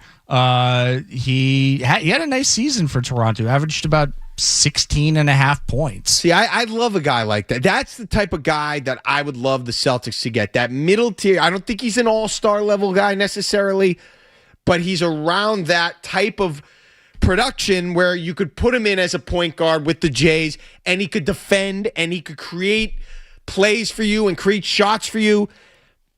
It's just, they're going to need to do different things this year, and I think all of them are fixable from within unless people are going to be stubborn. He's a veteran guy, and I think that would go a long way for this group. I was way wrong at the beginning of the year. I said Neemias Queta is an absolute stiff and is a net negative for this team. Yeah, no, he has a place. But I can admit I was way off on that. But I think it might be somewhere in the middle compared to what I was told when they were basically moving on from Al Horford and Luke Kornet, by the way, who was a player for this team, and Kristaps Porzingis, and saying, no, we have Neemias Queta. He's a project. He can be better, but I think it's going to take time. And it's this weird lineup. Like I was screening other calls, so I didn't hear, but I thought we had somebody earlier that was talking about like the draft lottery and looking for a top 10 pick. You're not there. You're beyond that. No, you're so that beyond takes that. Too long. You have the two superstars. Now it is about maximizing their window. Right. Some fans aren't interested in that. Some fans want to see this blow up because they believe the team has not won anything. Hello. You won a championship 2 years ago, and I think you could have won two. You and I disagree on that. The point is, though, you have a window right now. And if I'm Jaylen Brown, I don't want projects. I don't want rookies. I don't want these guys. I want guys like Al Horford. I want guys like Drew Holiday. Problem is, though, Emmanuel Quickly. I'm not saying Giannis. I'm sure there are other guys of that. Holiday was too old. They cost money. Yeah. They're going to cost you more money than what you can have for Neemias Queta or Hugo Gonzalez or the Jefferson kid or anybody else on this roster right now. They're going to cost money. It will be very interesting to see if Celtics ownership proves me wrong. I believe that they are trying to kind of maintain this and not go beyond it. It was a concerted effort to get below the tax aprons. Why? Because they didn't want to get hit with the penalty. Golden State had no problem doing it. Golden State has paying a wildly inflated salary across Steph Curry and Jimmy Butler, and they have been paying luxury that's where you need to be. Apron penalties for a decade. But guess what? They won a bunch of championships. If that is the most important thing to you, then going out and finding talented players should be of no consequence. And that's another, because you've already done the tough part. You've got the two superstars. Before we go, I want to just touch on that. And is Boston partly to blame as well. We'll get into that. Mark Dondero, 98.5 The Sports Hub. Boston's home for sports. 98.5 The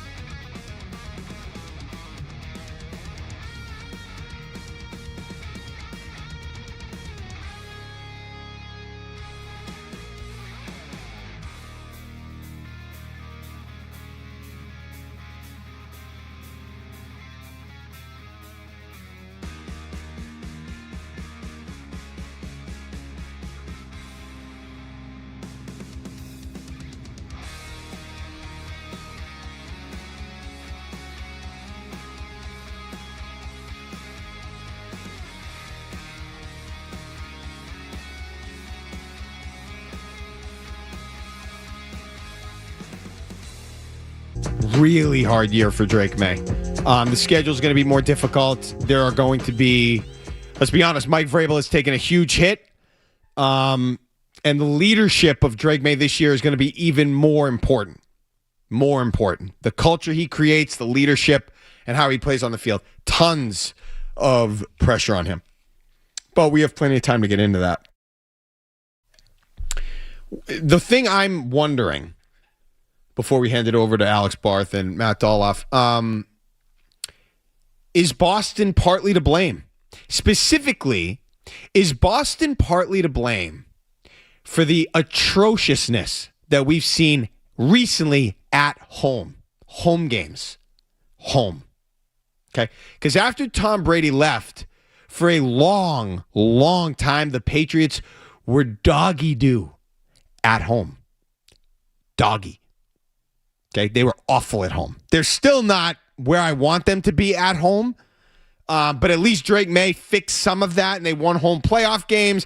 And even though it didn't look great, in the playoffs, they won, and they've sort of reestablished themselves as a home favorite. Celtics, for a long time, inconsistent at best, dog crap at worst at home. The Bruins, great in the regular season at home, playoffs, awful at home. And then we have David Pasternak, what he said. Message to the fans going back to Boston now. Just be loud, please, and be patient. We're going to shoot the puck, don't worry. Congrats on the win. Thank you. So I'm wondering, and I know Mike has sort of brought this up, I'm wondering, though, if our mentality, and I'm to blame. I'm one of these people, admittedly. I still hold all the teams to the highest championship bar because that's what we were conditioned to do over 20 years of Tom Brady and Bill Belichick. I still do it. Okay? And I wonder, I'm not the only one, obviously, and I wonder if that mentality has hurt the teams, has hurt the franchises a little bit, especially with their performance at home. The Red Sox this year, awful at home. They can't score. They can't win. They're just not as good at home as we've seen. And I don't know. Obviously, there are issues with culture. Red Sox culture is terrible. The Celtics one following suit, sort of, heading in the wrong direction. The Bruins are what they are, and now we don't know what the Patriots are going to be this year after this scandal, and the schedule will be harder this year. But I wonder, overall, when you factor in the type of athlete, the type of person that now becomes a pro athlete, their generation and all those things, if dealing with some of the fans' expectations has become harder because of the 20 years of success in Tom Brady and all those things. Is that why David Pasternak said what he said? Is that the way they feel when they play at home? We saw the video this week that came out of Pasternak, which I loved, ripping the Bruins a new one after the first period of game, whatever it was, when they went down 4-0. Was that because they were tight? They're putting too much pressure on themselves to perform for this rabid fan base. I don't know. But something's not working. It's almost like so the Bruins might be the one withstanding, because I think the Jacobs family has owned the Bruins since, the 70s? Yeah. So the whole, Boston turning into title town when it comes to professional sports. But I'm talking about the athletes, Rye. The athletes, are they able to handle expectations because they weren't here during the 20 years of ecstasy? No. Okay, I get what you're saying. Yeah, but I think it starts at the top. I think that philosophy of the only thing that matters here, David Pasternak, the only thing that matters here, Jaylen Brown, the only thing that matters here, Roman Anthony, is that we are playing meaningful basketball in May, that we are playing meaningful baseball in October, that we are playing meaningful football in January and February. And I think at first it was great for Fenway Sports Group when they purchased the team. I think it was great for Boston Basketball LLC, whatever Wick Grossbeck had named his group when they purchased the Celtics in 2002. I think there was that appetite of, we got to win. I think that's how it is for a lot of guys that get into sports ownership. But then, baseball players are expensive, right, John Henry? Yeah. Baseball teams are so expensive. The radio people, though, over the last 5 or so years, have been more right than they should be. And I don't like that. okay? The organizations I get can't exactly be what you're falling behind the radio people. We all said when the Patriots brought in, when Belichick brought in Patricia and Judge to be the offensive coordinator, we all said that was a disaster. And guess what? We were right, okay? When we started talking about the Celtics and their threes, we were right. It's not working. When Felger brought up about the goalie and not putting so much, I think the goalie has become the new running back in the NFL, and that they shouldn't invest in Jeremy Swayman, and that they should worry more about the depth and trade the guy that could get you a piece or pieces that you could add to the second and third line. I think that we'll see. I think he's going to end up right. And we've all been right on the Red Sox. They just don't want to listen. I think they know we've been right. They just don't want to listen. I think that you got to find a certain kind of guy that is okay with being recognized for being a professional athlete in this city. I think for baseball players specifically, and maybe hockey to a certain extent, like, I don't know if you're going to be able to be like a 6'8" guy and just like sneak into a restaurant without having somebody go, oh, I wonder who that is. But if you want to be anonymous, like, you're probably better off playing baseball in St. Louis. You're probably better off playing hockey in a different market. I think it all kind of comes together. Like, I believe Garrett Crochet wants everything that comes with being the ace of the Boston Red Sox. He seems mentally like, this is a challenge that I want, because it is a challenge to play in this market and deal with the radio people, the media people every single day, the callers questioning you and comparing you to teams that existed before you were born. That is never going to change in this city. But I also think that it is an organizational philosophy thing where maybe we were rabid to do whatever it took in 2003, 2004, in that era of time where Boston became title town in professional sports. But like anything, over time, you're going to have different interests. Yeah. You're going to find different things that excite you, John Henry. You want a soccer team. And that push, that drive, that from the top down organizational philosophy to win, and win championships every year, I think that has kind of gone away. And if you're not hearing it from, but if your bosses don't care if you do a good job or a bad job, most people are going to go, I'm still getting paid. I'm just going to show up. It's different to go, it's a different mentality. Don't care, but I still have the pride in myself to go out and perform. It's tougher to find guys like that every single day. I'm just wondering if, I'm not saying the mentality should change. I'm just wondering, it shouldn't. I'm just wondering if it does affect people, teams, and how we kind of view what success is. Because I have this friend that she's in Chicago. She listens to the radio out there. Nothing like here. Nothing like this. The shows are sleepy. It's nothing like here. And Chicago's a major market with a bunch of teams, a bunch of pro they towns. actively support the So local teams. I don't know how that's what that means. I'm just saying, I wonder if it's a factor, because it's just so awkward and different. And back in the day, home field was a huge advantage, and now it isn't. So we'll see where that goes. All right, Barthy and Matt are up next. Rye, thanks as always. We'll see you soon. Happy Mother's Day to all the moms. Mark Dondero, 98.5 The Sports Hub. Boston's home for sports. 98.5 The Sports Hub.